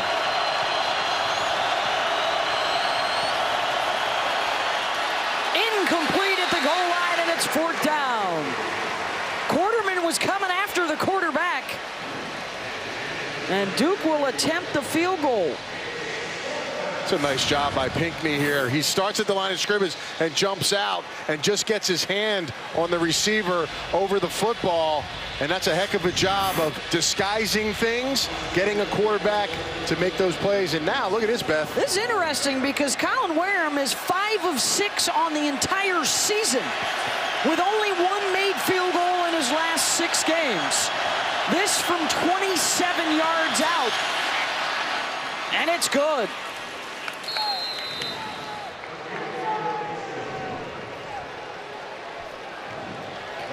It could have been a lot worse for Miami. The Blue Devils have to settle for 3 to get a little bit closer.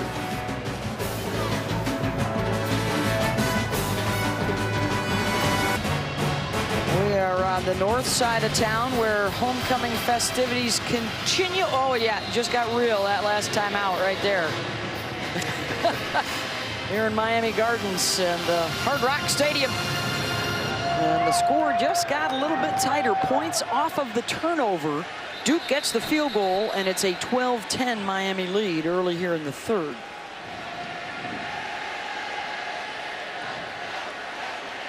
The rain has pretty much come to a stop after drenching us in the first half.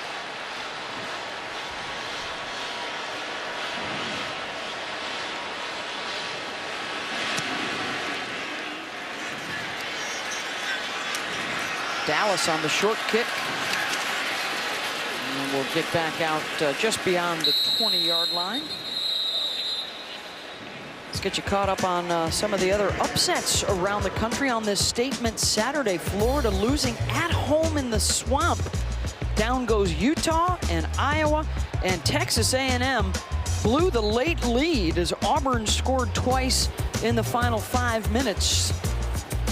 Yeah, I watched Purdue last week really have a bad loss against Michigan State, and this is a bad loss now for Iowa just when they're in the driver's seat. Florida is slowly moving back and back and back as the weeks go on. Just offensively, I think they made a quarterback change in that game as well. A couple of losses in a row. They lost the cocktail party. And now at home to Missouri. May not be done yet. Texas Tech is up 3 points on Oklahoma tonight. Northwestern and Notre Dame are tied into the 3rd quarter, and that's Brevin Jordan. He might be the latest here at tight end U. They've cranked out a bunch of good ones over the years. A really nice player, 6'3", 245, leads the team in receptions this year, works out of the slot, can extend, can block.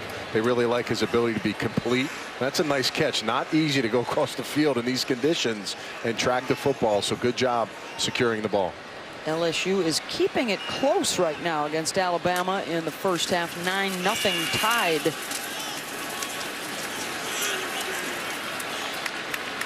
Looks like enough for the first down here for Travis Homer. And I think you get a heavy dose of Homer here moving forward. He's their leader offensively. He's the guy that, you know, runs the hardest, the junior top returning running back from last season. And Miami's smart, get him going a little bit. It only takes one slip, Beth, and one small crease to get him going north and south. He's split in the backfield here with Dallas.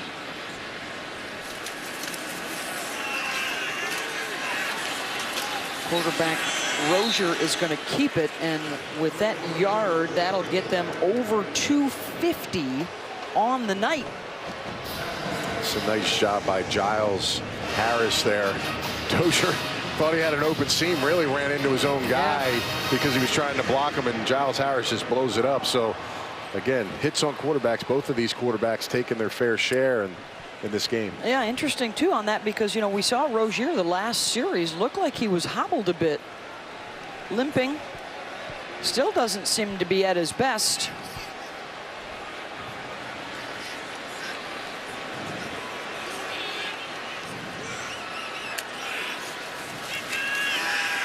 Play action, stepping into this throw, completes it across the middle to Mike Hartley. Then a first down, Miami. They move into Duke territory. It's tough in man-to-man sometimes, Beth, when you're running crossing routes going across field. Watch the top of your screen. Nice job of stair-stepping and pressing off, not with your hand, but with your elbow. You see the separation he gets. That's no contest for the defensive back. Nice play, nice throw by Rozier. They'll run it with Homer bullying his way for about 6. Down inside the 35.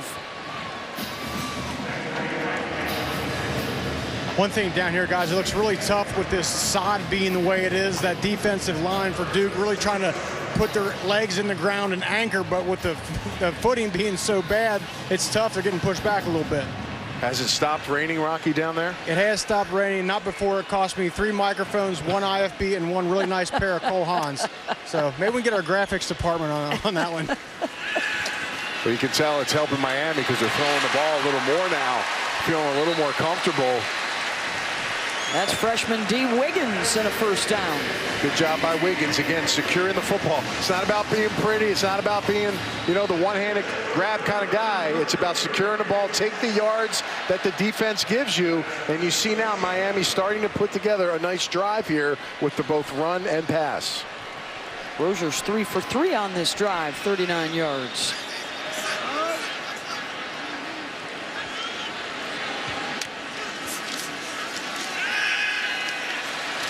Runs out of time here, and down he goes around the 33-yard line. Giles Harris and Niembwe got their first sack. Yep, Niembwe does a nice job one-on-one with the right guard and just kind of whips him with his hand movement. That's the young side here of the offensive line. He goes right here and shoots the gap.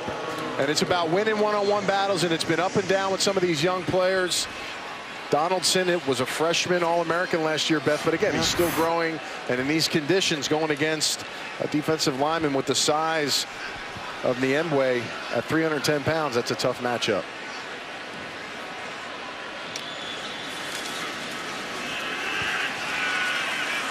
Duke trying to stretch out Dallas, and they do so, and he's going to lose a couple more. How about an update from Zubin? Beth, you mentioned it. Oklahoma being in a little bit of trouble. They're in a lot more trouble now. Bowman, Ward, 45 yards later. Remember, it was 66-59 when they met 2 years ago on this field on a Saturday night in Lubbock with Baker and Mahomes. Alabama touchdown, missed PAT, field goal. Tua knocked out briefly. He's back in. 9-0 Bama. Back to you. All right, looks like 57 total yards there for LSU. That's the problem, right? What can they do offensively? Defense looks like they're doing their part, but Joe Burrow and this offense for LSU just tough. Rozier gonna run with it, breaking a tackle. And stumbling his way down to the 25-yard line. Boy, if that Oklahoma loss were to hold, that now puts West Virginia in the driver's seat after their big win today at Texas in the Big 12. 4th down here for Miami. And they're going to try the field goal with Bubba Baxa. 43 yards away. Butler the snapper, Spicer the holder. They've already had a miscue on a PAT attempt tonight. And this one is blocked. Duke special teams coming up with a play.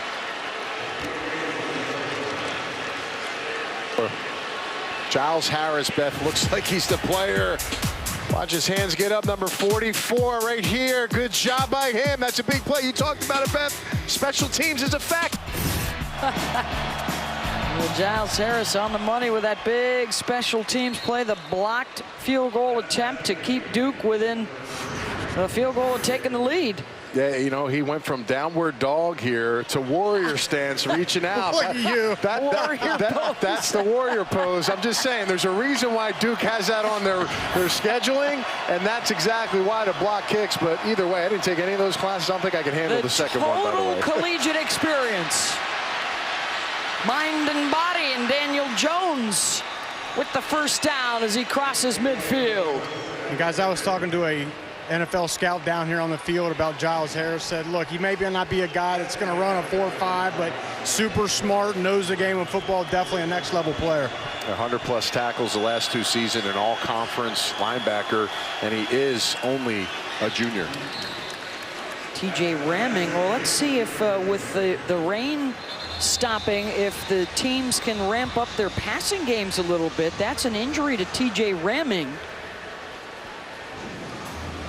An all-ACC player last year, top 5 all-time at Duke. It's a 2-point Miami lead. It looked like TJ Ramming got poked in the eye on that last play. Catch is good. They're checking him out on the sideline. The athletic trainers are there.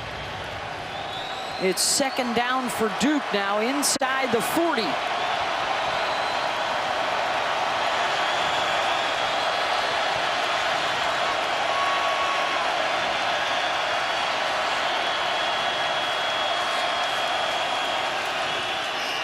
Setting up the receiver screen, and that's going to be a face mask, tacking on some yardage. Mike Smith got a hold of Lloyd's mask. Another flag comes out. Going to see him pull it right here. Got to be smart there. Personal foul, face mask, number 35, defense, 15-yard penalty, first down.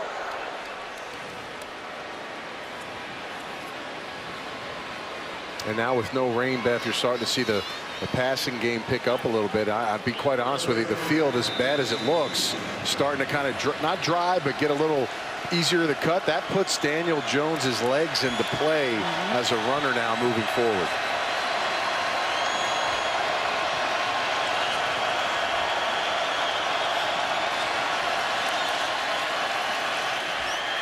Jones will throw down to the 15-yard line. Keyston Fuller in a gain of 7. Guys, one thing I'm noticing down here, usually Miami a ton of man-to-man press defense, but I think, Anthony, because of the threat of Jones running the ball, I'm seeing a lot more zone coverage, those eyeballs on the secondary back on the quarterback. Yeah, I think Manny Diaz doesn't feel like they can be beat by explosive plays, which is something they've been taking pride in throughout the year, not giving up during the season.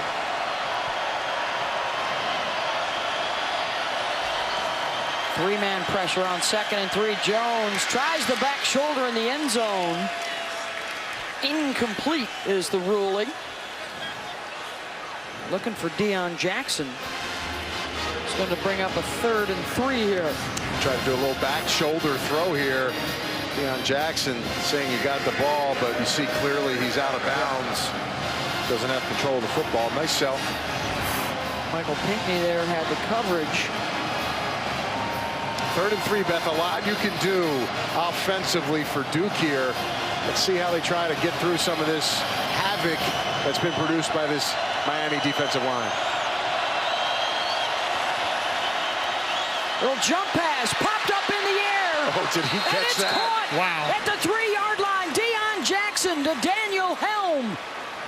And a gain of 12, 1st and goal, Blue Devils. Well, best player going against Helm. He fakes out. Terrible pass, but Helm has the awareness to track the ball. You see the disappointment by Shaquan Johnson here. Just unbelievable. Can't believe the ball was caught by Helm. Change at quarterback now. Quentin Harris comes on. He's going to run it up the middle. Down to the 2. Harris is their dual threat guy. They like to bring him in on occasion in these situations. And he hasn't had any reps. Again, Weather, just make sure you protect the football and don't get it knocked out. Be very cognizant of your role here at the quarterback position. 3 rushing touchdowns this year.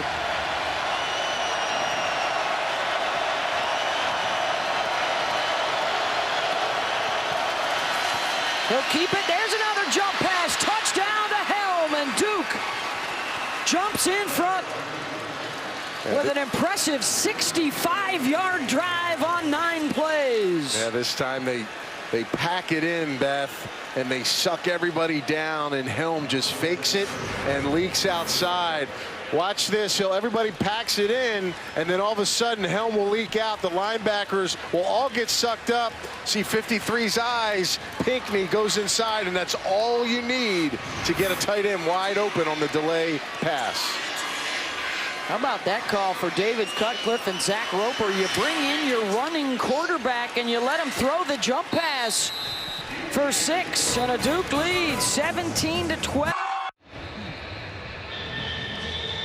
Well, the Duke Blue Devils driving down the field to take the lead, so a couple of scores on their possessions in that third quarter. One off the turnover, and now this nice drive. 2 jump passes down the stretch, Anthony. Yeah, how about that? And great concentration. Helm, the 5th-year senior, making a big play when it counts. Cutcliffe talked about him being the most complete tight end on the football team, and he gets rewarded, Beth, by getting his first touchdown of the season. They kept Jones in the game and dummied him out as a wide receiver. So creative offensively for the Blue Devils. Trying to win here in Miami for the first time since 1976. And snap Miami's 13-game home winning streak in the regular season. Got some other stuff going on tonight. Let's check in with Zubin. Thank you, Beth. A couple of other scores we want to get you all up to date on. Plan B, as they call them. B for book. Look at that throw. Better catch. Notre Dame 14-7. Looking to keep the perfect season intact on ESPN. Direct snap to Sermon. He's in. High-scoring affair in Lubbock. We'll keep you posted throughout the night. Back to you. So the Irish trying to stay undefeated, the 1 touchdown lead, and as we have come to expect with the Big 12, a lot of points on the board. OU and Texas Tech. So Miami falling behind here. DJ Dallas off the right side as we get set for the 4th quarter in Miami. Hurricanes trying to keep their hopes alive in the Coastal Division in the ACC. Duke hoping for some bowl eligibility and a 6th win of the season. We got 1 more quarter to go.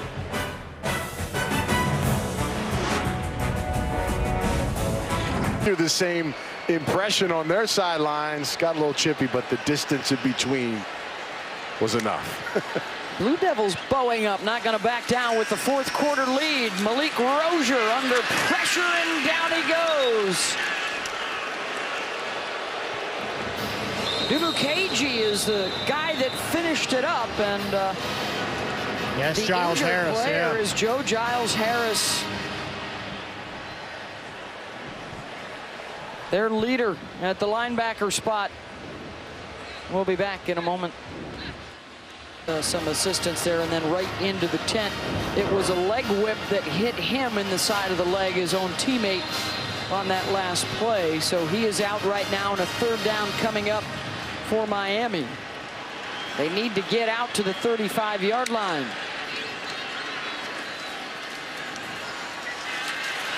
Rozier stepping up, incomplete, short on the throw. Intended for Cager.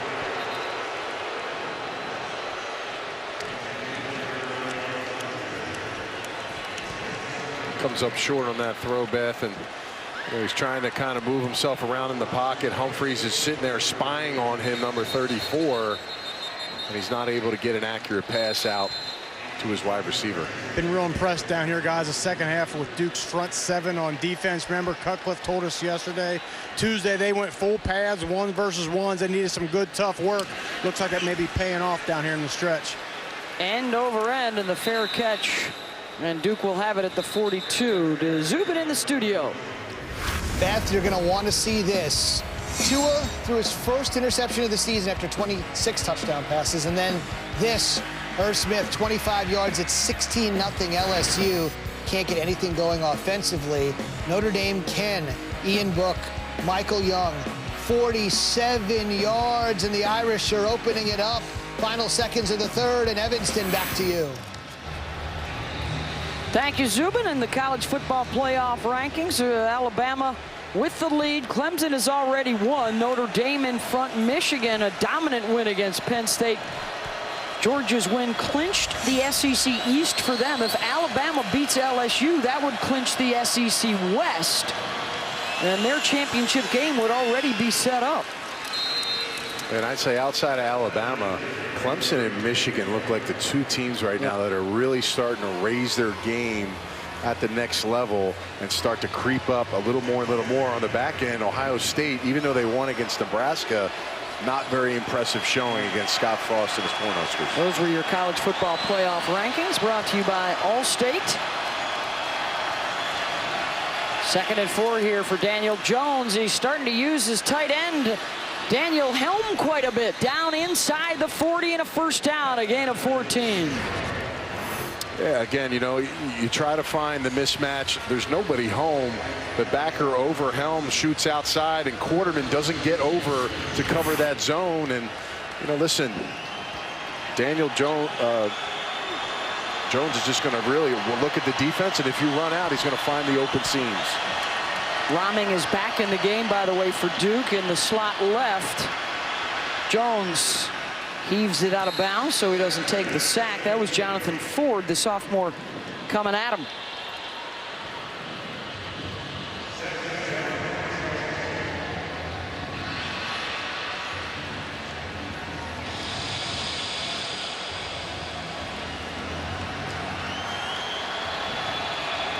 .93 yards passing, 21 rushing for Jones tonight, and it'll work again. We've seen a ton of the empty set from this Duke offense. Looking deep downfield and well overthrown, intended for Jackson. Beth, you mentioned that empty set. I think the reason they're doing that, you stretch that field up with as aggressive as Miami is on defense. It really cleans the look up for the quarterback, allows him to see who's coming and who's dropping. And they get a favorable matchup. You get Deon Jackson on a linebacker, and Deon Jackson shown last couple weeks he can catch the ball, split outside. So when you get those things, you see Deon Jackson at the bottom. Now he's on a strong safety, so not a favorable matchup as you look at it. That's Michael Jackson with him defensively. They'll go underneath instead, Rahming, and a good wrap-up tackle right there by Pinckney to hold him short. They got 8 yards there, so they're short a couple, 4th down, and the offense will stay. Yeah, I mean, again, this is a good area to go for. They're going to go empty again. It's all about pre-snap analysis. What does Daniel Jones see? That's a favorable matchup. He's gone to the tight end Helm several times in this drive.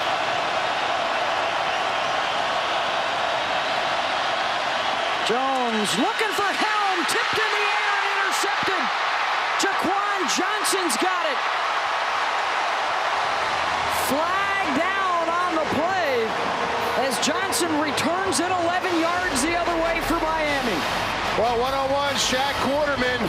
He's the guy, the alpha dog at the linebacker position that covers the tight end here and really deflects the ball. After the play, personal foul, unnecessary roughness. Number 70, Duke. 15-yard penalty, first down. Shaquan Johnson, Johnny on the spot. It just seems like that's what the Hurricanes do, Miami. They're always in the right spot for turnovers, and again, they get another one, and they're going to whip out the turnover chain after that. Chain is out for Jaquan. And what is that now? Since they started the chain last year, 50 turnovers now in 22 games. So that's the first one they've forced tonight. And they are going back to N'Kosi Perry at quarterback here. Conditions are favorable now, Beth. Trying to get a little burst in the passing game. He's had some ups and downs, some really good passes this year, and some ones you scratch your head on. What guy will we see now when he gets his opportunity to throw the football? He also, Anthony, should not be scared to use his legs out here. They're weapons. He is just 1 for 3 tonight through the air for -4 yards.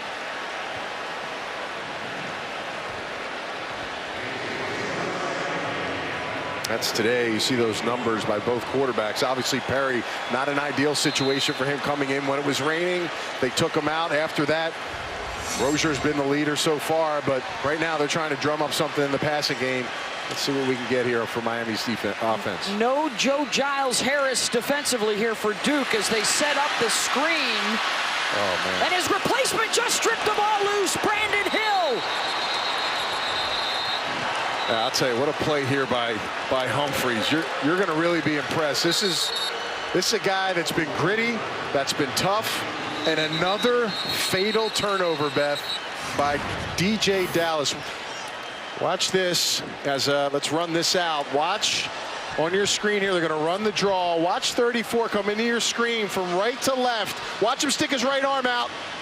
Just enough to pull the ball. You've got to secure the football, Rocky. That's a big-time play by the linebacker Humphries. And Anthony, the most impressive part is he sniffed that screen out. He anticipated, he saw it coming, and already started going towards the running back before the ball was even delivered.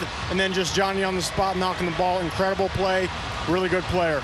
Second takeaway for Duke, and this one comes right after the Miami takeaway. They've got it on the Canes' 43-yard line. I wonder if Duke takes a shot here.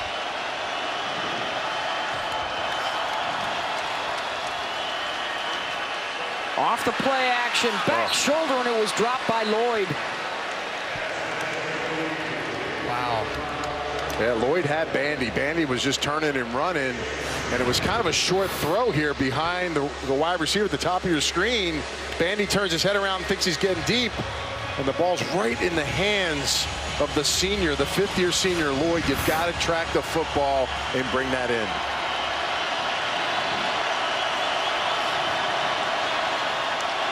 Pressure coming. Jones had to let that one go a little sooner than he wanted, looking for ramming, but it was Joe Jackson coming at him hard. I know the weather and some conditions are different, but if you want to take it and be that next level quarterback, you got to be able to drop those kind of throws in and make those big plays, Beth. Fourth time they've started a possession in Miami territory. They've only come away with 3 points so far. Don't try to force it. If you're Daniel Jones, if it's not clearly there, don't try to wedge one in. Miami's defense has been suffocating so far against the pass.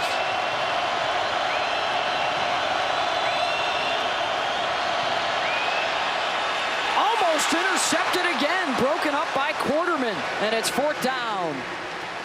Shaq starting to lead the way here at the linebacker position. Great coverage coming out of the break helm. He's already running. He tracks the outside route, and he shoots on it, and eyes go right to the quarterback.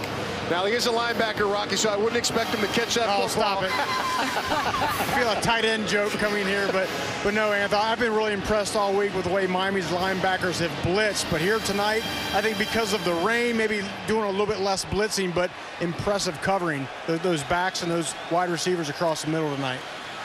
Neither side can do anything with their takeaway. And Miami will have some. ESPN College Football is presented by Outback Steakhouse, where you can go big and go home with delivery and takeout. Well, the weather a big factor tonight. Pouring rain in the first half. Still a wet track here in the second. And Duke with the fourth quarter lead. Well, Tuesday, November 6th marks the anniversary of the first college football game ever played back in 1869 between Princeton and Rutgers. All next year, ESPN and ABC will be celebrating the 150th anniversary with a year-long initiative, including documentaries, a weekly series, much, much more. CFB 150 coming your way next season. It's the fourth time tonight Miami will start a drive inside its 10-yard line. Bobbled. Was it picked off by Waters? Looks like they're going to say incomplete, off the hands of Brevin Jordan. Yeah, from my angle, I saw the ball hit the ground there. Really nice throw by Perry here, I'll tell you. Really just finding the tight end. This is a true freshman, folks, at tight end. It's been some ups and downs for him, but watch this. Right there, ball hits the ground, but Brevin Jordan has to track the football and pull that in. It's not raining anymore, so just getting dialed in and making these plays. Key drive for Miami. Perry, that was a low ball to Homer. And a flag down around the line of scrimmage, holding against Miami. Was it in the end zone? I'm sure it wasn't, but no, it looks like it's just shy. Holding, number 51, offense. Penalties decline. Third down. Yeah, they'll decline that to keep it at 3rd and 10. And this is the thing, a lot of people are unhappy with the play calling, but I mean, that play right there was a perfect example. Bad execution, poor throw, holding. It's not good. You're right. Freshman holds, true freshman at the tackle position. Perry throws a poor throw out in the screen, and you can't get the ball to your best player. That's right. Execution is a big deal.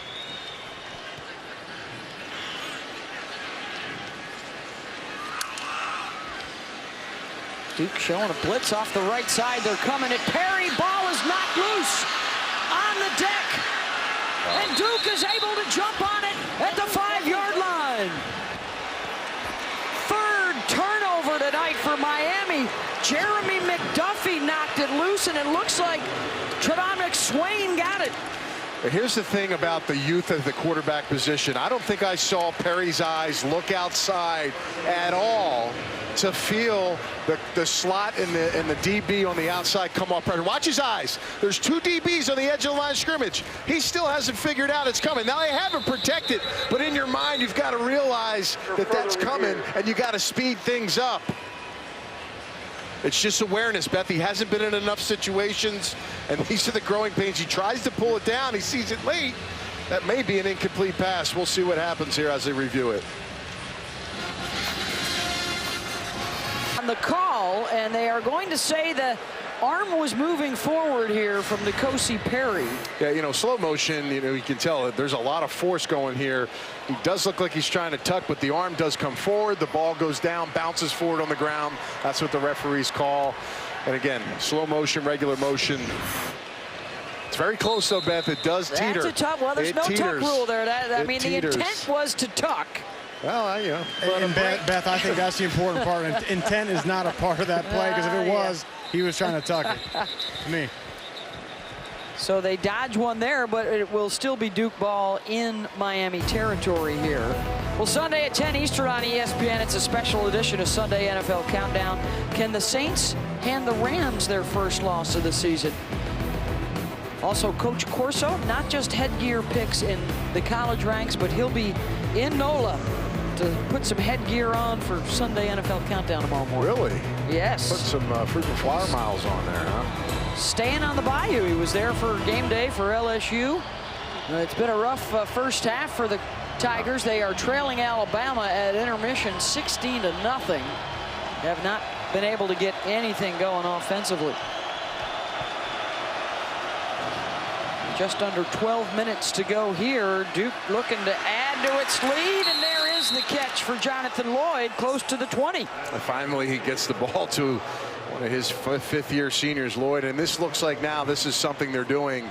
You see the DBs man-to-man running down the field and throwing the ball behind. It's a nice job being on the same page. That's Dean on the outside, the senior cornerback. Dean had no idea where that ball was on that play. Trajan Bandy's not out there right now at the cornerback spot. Good muscle work there from Deon Jackson to run it up the middle. Studio update now with Zubin. Beth, thank you so much. Back and forth and back and forth.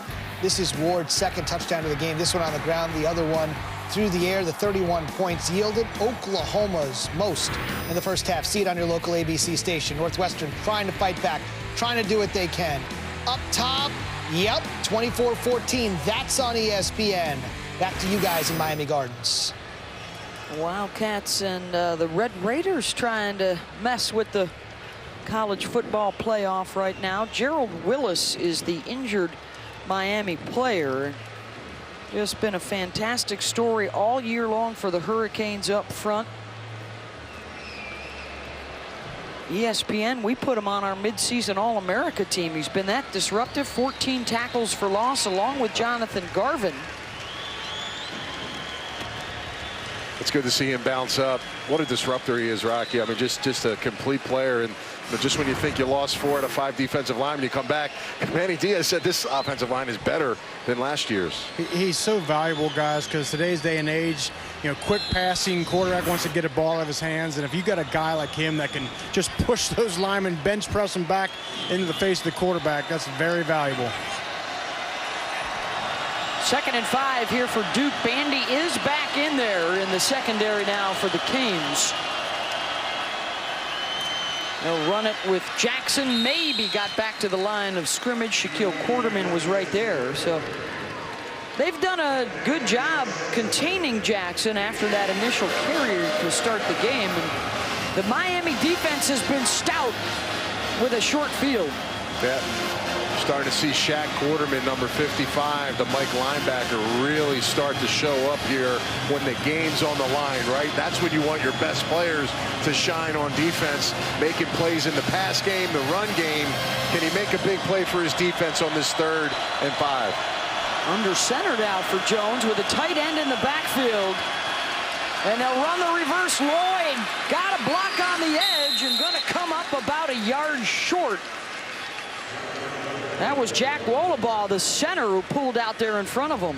And Gerald Willis will now head back out there on a 4th down. They call him the eraser, Beth, for a reason. When everybody's not in their place to make a play and they don't contain, guess who comes to be the eraser? It's Shaquan Johnson, arguably the best defender on this football team, the #1 tackle, the emotional leader. And I'll tell you what, for 5'11", NFL teams should still be looking at this guy because he is a havoc on the football field. Looking to make this an 8-point lead. Wareham from 33.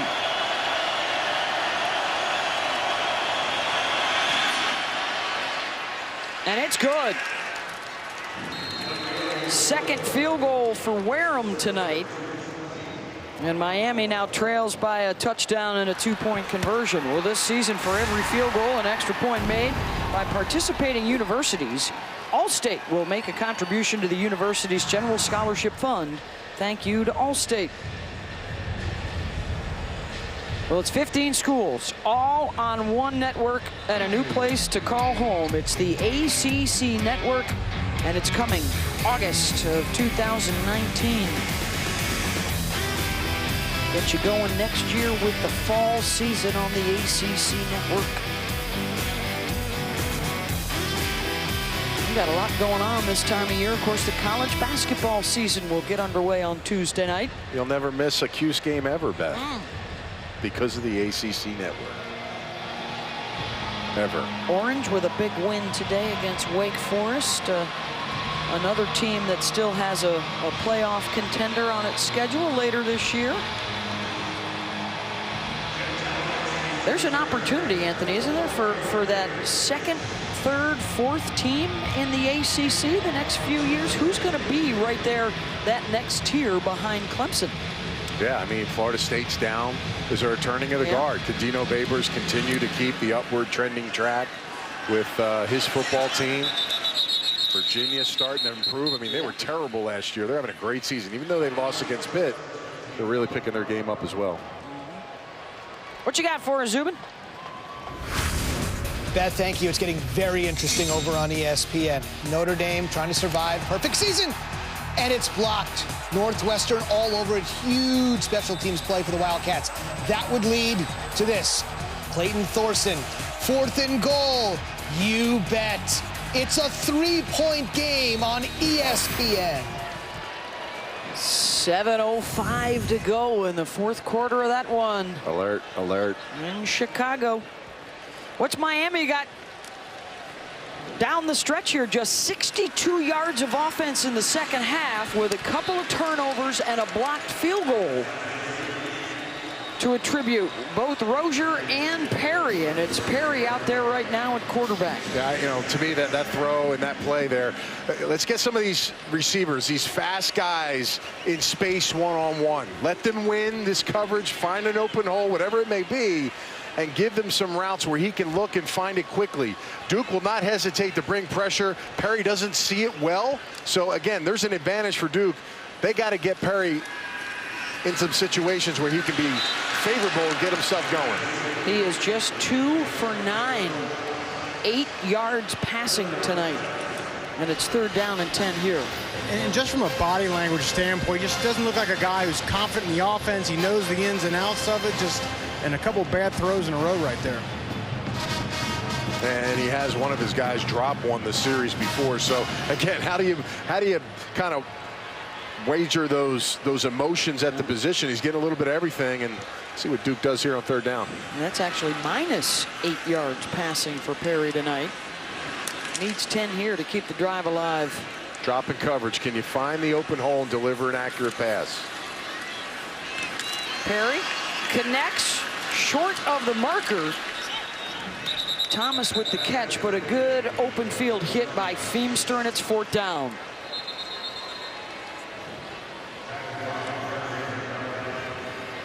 Are they keeping the offense out here right now? Yeah, it's trying to get an exact mark here. It's going to be 4th and 2. Again, they're down by a touchdown and a 2-point conversion, Beth. 8:52 left. I'm not quite sure. You got one of the top defenses in the country. Not sure if I go with it. Let's see how this turns out. Duke might have helped them, Beth. Duke, they're first of the half. Blue Devils come. Probably didn't feel good about their defensive strategy, but being that they called timeout, they gave Coach Rick a little more time to think about it. Now they're doing the right thing by punting. So again, I think Duke could have an opportunity there to catch them making a very poor decision and trying to go for it on 4th down.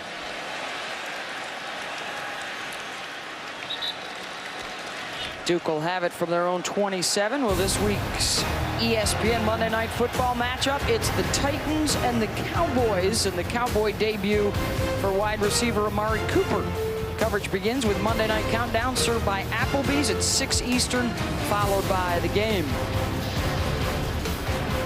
Well, Rocky, on a rainy night here in Miami, does it bring back memories for you, Rocky, from the Super Bowl? Colts and Bears. Let's check out the action at number 50 here on special teams. Going to take Devin Hester out here. Nice. The answer to the trivia question is who the only guy to tackle Devin Hester in the Super Bowl is Rocky Boyman. Rocky, I got to say, did you lay out in the sun at all that week down in Miami? Me and the son don't really get along much. But no, the first one, obviously, we kicked to Devin Hester. He takes it back to the house for a touchdown. Still haven't gotten over that these many years later. But then the rest of the game, we didn't kick to him. The one time we did, I was able to get him out of bounds. And clearly, the last couple days, you didn't lay out in the sun as well. So, hey, I love it. Protect yourself. That's right. Don't need those sun rays. Just over 8 minutes to go here for Duke. They have the 8-point lead in the football. And they got a big opening here for Deon Jackson. 1st down out across the 40. And a gain of 14. Well, Deon comes up hurt. That's going to be tough because they're limited right now at the running back position with just Durant, who's a true freshman, but really nice block by the center, Wallaba. Number 50 gets the job done for them. They moved him, Beth. He was the backup center, moved Zach Harmon, 63, to left guard. That's their best lineup, they feel, with number 50, Wallaba, at the center position. That got Jackson over 100 yards rushing for the night. A lot of room for Lloyd to maneuver outside, and we'll have a hefty gain of about 8. It's a good job. You know, being a smart quarterback, you got to understand what's coming at you. You see a corner cat on the outside, both receiver and quarterback. Watch this. Cat here, cornerback, receiver and quarterback on the same page here. This all happens when defensive players make those kind of plays. It's a nice job coordinating that for Duke. Comes down to a quarterback opening his vision up, too. Very good job. Mateo Durant was able to slip 1 tackle, but not 2. He lost a yard. It's going to be 3rd down and 1. You have Daniel Jones here. Again, very deceptive back quarterback that can use his legs here. Durant has to understand if he gets the ball here and he's the runner, protect the football. Miami's got to be very active with their arms at the football, but Daniel Jones could be a factor on this pullout. They will run it. Durant's got it. Stood up at the line and is able to spin to his left and fall forward. Yeah, no, nice job by the center again. Watch Wallaba just kind of push the interior line. They keep a gap wide open. It's just running back versus linebacker, and before there's contact, he's already crossed the 1st down marker. So nice job by Durant stepping in, and it's good to see Deon Jackson coming back into the football game, Beth, at running back. And Durant only had 1 carry all season before tonight. He's got 6 of them this evening, and now Jackson is offset.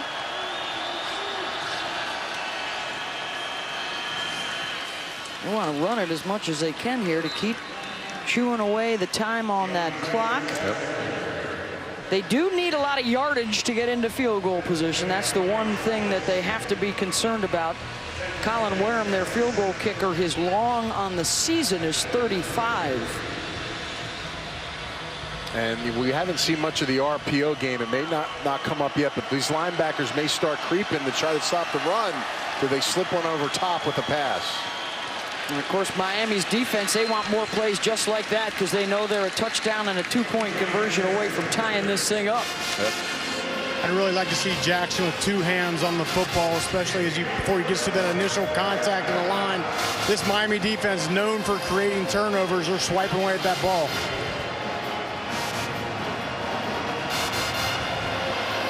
Third down and 8.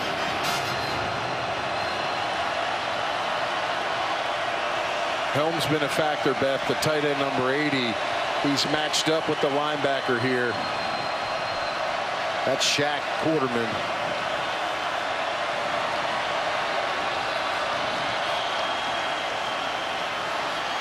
Jones. He had him early, too, Beth. Out of the pocket, and he's going to be short tripped up by Joe Jackson, and it's 4th down. Reason why he doesn't get it to the tight end who's there is because of the penetration and push by the defensive line in Gerald Willis here and 99 Joe Jackson. These guys get it done, and when it's not clean, he's got to move. And I think Cutcliffe's talking like, listen, we had the matchup with the tight end and linebacker here. Got to be able to feel that and trust it. Left a big opportunity Their first on of the the field. half. 30-second timeout. Please reset.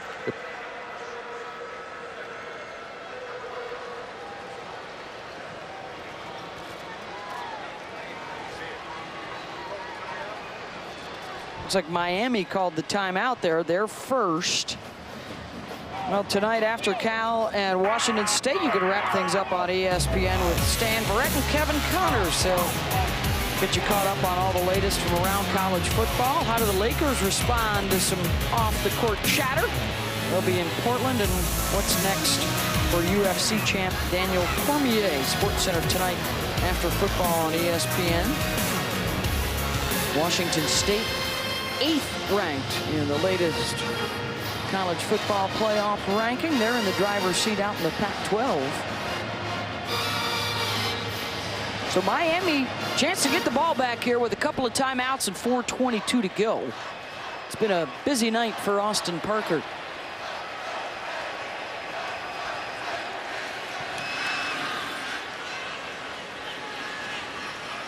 Fair catch at the 12 by DJ Dallas. No flag on the punt. Well, it hasn't been a good night for Miami in a couple of different places. Yeah, I mean, you know, it was raining heavily. You got to secure the football, and you see it on special teams. You see it on the running backs. Again, on the field goal here, blocking it. Again, opportunities were there for Miami to take advantage of it, just not being respectful to really the weather and the surroundings of what this football game brings because of the fact that it rained, it's muddy, and these defenders are doing a nice job poking the ball out and making things happen defensively. Pair of fumbles that you just saw from DJ Dallas tonight. It's back to N'Kosi Perry here, the redshirt freshman at quarterback, as the Blue Devils try and win here in Miami for the first time since 1976. And if you thought there was a lot of chatter from the Miami fan base after back-to-back road losses, it'd be much worse after a home loss to Duke if that gets tacked on here. Perry's got to be a little quicker on his analysis of what he sees pre-snap to get the ball out of his hands.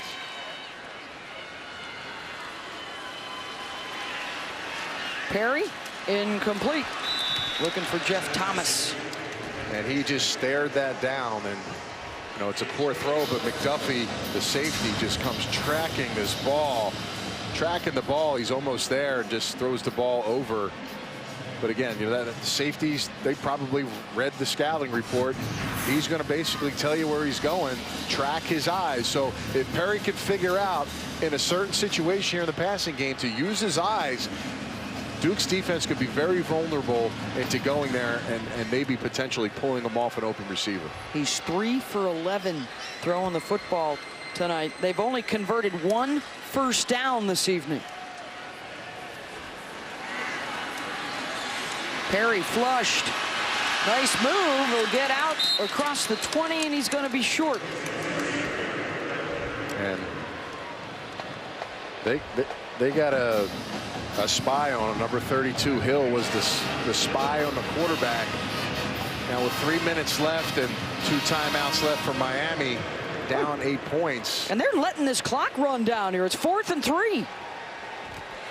Got to have your best 4-yard play here, Beth.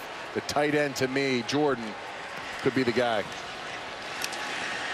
Under 3 minutes now as it continues to tick away. Perry looking downfield, and he's got the completion, and it's Jordan who hangs on with the help of his shoulder pad. Gain of 14. Great job staying alive. He's got an out route here, folks, okay? It's not there.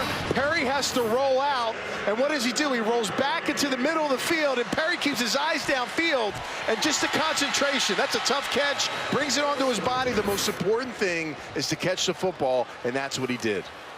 1st and 10, under 2.5 to go. Still with a couple of timeouts. They'll run it. Homer, first down.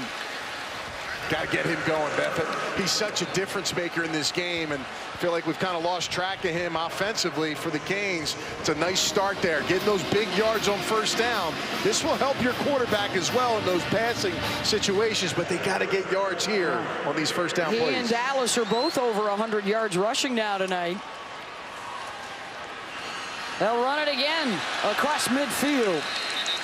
Under 2 minutes and counting, and a gain of 7. And you saw at the end of that play, he put 2 hands over the ball, Rocky. Good job of it, and just being aware of that, getting the tackle up there, and making sure he keeps that ball in his chest. That's right. They got burned on it once. They're not going to get burned again. And Homer just limped off to the side. DJ Dallas is now in at tailback. DJ Dallas has to focus in here. 2 mishaps with the fumbles. He's got to deliver for this football team. He's going to be held up short. It'll be 3rd down. Under 1.5 minutes. Clock rolling. Miami has 2 timeouts. Wonder why they should use one right here. They just need to speed the process up, but you got to have a good play here. I would try to get the quarterback rolling to the wide side of the field. This way, he's got a 2-way run or pass here. They're going to run it again. They'll get the first down. Stops the clock momentarily, 1:05 to go. They need the touchdown and the 2-point conversion. Situational football for this young quarterback. I'm watching just the mannerisms of Perry right now, and the process needs to speed up a little bit from him. He's going to have a little more urgency. The ball definitely comes out on that. He does get it. Well, does he get it back? Yes, he does secure it back, but speed the process up if you're Perry. Just a little more urgency. And it just started raining again here in Miami. Perry sacked back at the 45. Yeah. And Miami's going to have to call a timeout to stop the clock. Yep. Derek Tangelo. And a loss of 8 as the rain comes pouring down again. Niembwe, number 1, getting in there, making a move, and then Tangelo on the spot, staying home because the quarterback moves. It's just a nice job up front. Rocky talked about it earlier. The play of this defensive line has come up big for Duke.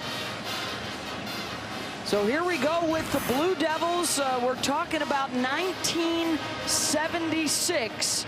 The bicentennial. They came down here and they beat the Miami Hurricanes. That's the last time. They have not beaten Miami since the Canes joined the ACC. Got to get it together here too at the end of the game. You got a redshirt freshman quarterback.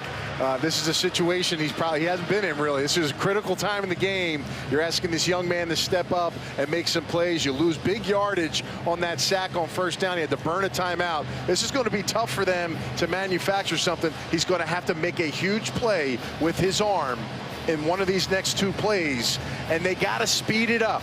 understand where you're at. If you got to clock it, if you get this first down, whatever happens, Perry has to be sharp in this situation at the end of the game. The choice to go with the freshman Perry over the senior Rozier here late in the game. Can they make it work? They'll run Homer. Breaking tackles. Get out of bounds. And he stayed in bounds. Are they going to give him the benefit of the doubt there? Got a foot out. Oh, they're lucky there, wow. Boy. I'll tell you. He turned to cut back inside at a gain of 19. 38 seconds to go. Yeah, he's out of bounds, so you don't have to spike it here. You get a good play. They're not ready for this. He looks like he was trying to spike. Got 19, 18 seconds on the clock. They've got to get a plan together, trying to get a play to the sideline, get going. They got time with 10 seconds left on the clock. Get everybody set. Four-man pressure. They're coming right after the quarterback. And he gets the pass away. Was he already whistled dead in the grasp of Ben Humphries? Yeah, I think he's good to go there. Just going to rule it incomplete. 32 seconds to go. That was a good play by Perry right there, at least to not get a sack. Yeah, he's got to watch doing that little spin move. Just stand in the pocket, deliver a pass. If it's not there, throw it over the heads of the receiver, move on to the next play. But you're right. Awareness there to get rid of the ball and not take a sack. Canes lose. They're pretty much knocked out of contention to get back to the ACC championship game for the second year in a row. They're also in danger of dropping their third straight game. And they'll have to burn their final timeout here. Yeah, you know, and Humphries having a monster game for Duke. And I like what Rick's saying. We're good. He's a redshirt freshman, folks. I'm sure there's frustration as you watch this go down. You know, here's a young man in this situation trying to manufacture some plays here. And it's been a tough situation for him so far. Still got time to make some plays. 26 seconds. If you get a first down, you can clock it. Just understand, always have a little vision on the next play so you're in the right place to do something good. And this is always a tough spot for the secondary because you want to be deeper than the deepest. Don't want to give up something deep. But you also know you can't give up 10 yards for a first down either. There's your history, not since 76. Miami now out of timeouts, Anthony, 3rd and 11. And this isn't a time, and please, I'm not a fan of the throw it up to the sidelines kind of thing. Get some inside receivers to work a route, give them a little time, and have a little awareness of the potential player coming out of their route here. And I'm talking about the tight end, Brevin Jordan. Again, he is a factor right here. If he can get that matchup against a linebacker or DB, whoever that may be, if Perry has a little foresight on his route and where he's going to be, they can link up and make a big play. Duke lost a late lead in the 4th quarter to Pittsburgh last week. Can Miami do it to him again? Hurley with the catch down to the 14. Got to spike it. Got to spike it. Perry, get under there and spike it. Everybody's got to get set. Clock going. All right. They don't spike. They'll run a play to the end zone. Jump ball, touchdown! Lawrence Cager and a flag. Now they got offensive pass interference, Beth. This is going to come back. Cager gets a little aggressive here. He's a big guy. Pass interference. Offense, number 18. 15-yard penalty. First down. And the 15 yards. Yeah, 6'4", 235-pound. Watch his hands as they extend here, and he pushes that back right there. Just that subtle push. Whether you think that was hard or not, the fact that the DB's back went down, they're going to call that. He's so much bigger, Beth, than that secondary player, Blackwell, who's only 5'11". Perry excited, but he knows, he sees it there. And I would have spiked it in that situation, Beth. Got reset. Could have went either way. It would have been a big play if they didn't call it, but man, you get pushed back now. Now you're looking at 10 seconds from the 28.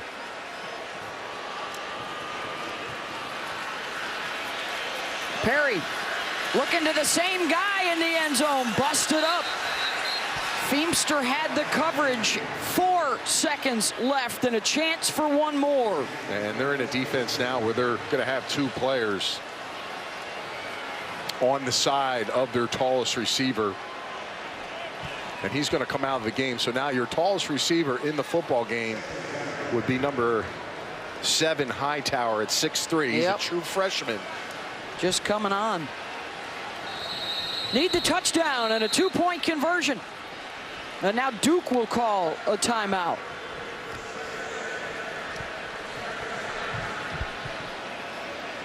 Let's check in quickly in the studio with Zubin Mehenti. Beth, thank you. For those of you waiting for BYU and Boise State at Albertson Stadium, it's already underway on ESPN News. As soon as we're done in Miami Gardens, we'll have this game for you here on ESPN2. But check out News if you want to see it right now. Beth, back to you. Statement Saturday has not disappointed.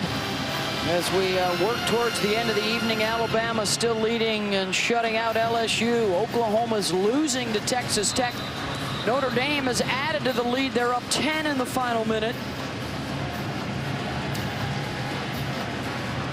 And now Beth. Evan Njoku, okay, he's a tall receiver. The brother of David Njoku is in the game at the top of the screen. 6'6", about a $195 dripping wet. But I'll tell you, he's got some legs still. I'm sure he can jump because his brother had a big vertical. You got 3 receivers on the other side of the field. Again, you're going to have to chuck the ball up. Maybe they look right. He's got to get off the jam here at the top of the screen also. Last chance for Miami.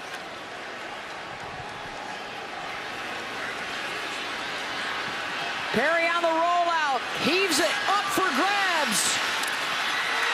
Incomplete, and Duke wins it. Duke with the road win over the Hurricanes, their first time in Miami since 1976. Gotta credit this defense by Duke, Beth. I'll tell you, it's a great job. Their defensive line was questioned coming out, not being tough enough. They get the fight, bring the fight to the offensive line, and then now the secondary comes up big and knocks a few passes down and makes the big plays they need to close this game out. And here it is. Thomas almost goes in his arms there. You see that leap. Duke defenders just swatting it down right there, number 9. Thomas there, 9, McDuffie. It's tough. I mean, you know, look, it's a Hail Mary, right? That's why they call it that. And you see them doing some snow angels on the mud. And the Dolphins are not going to be happy about that tomorrow. The Duke defense, which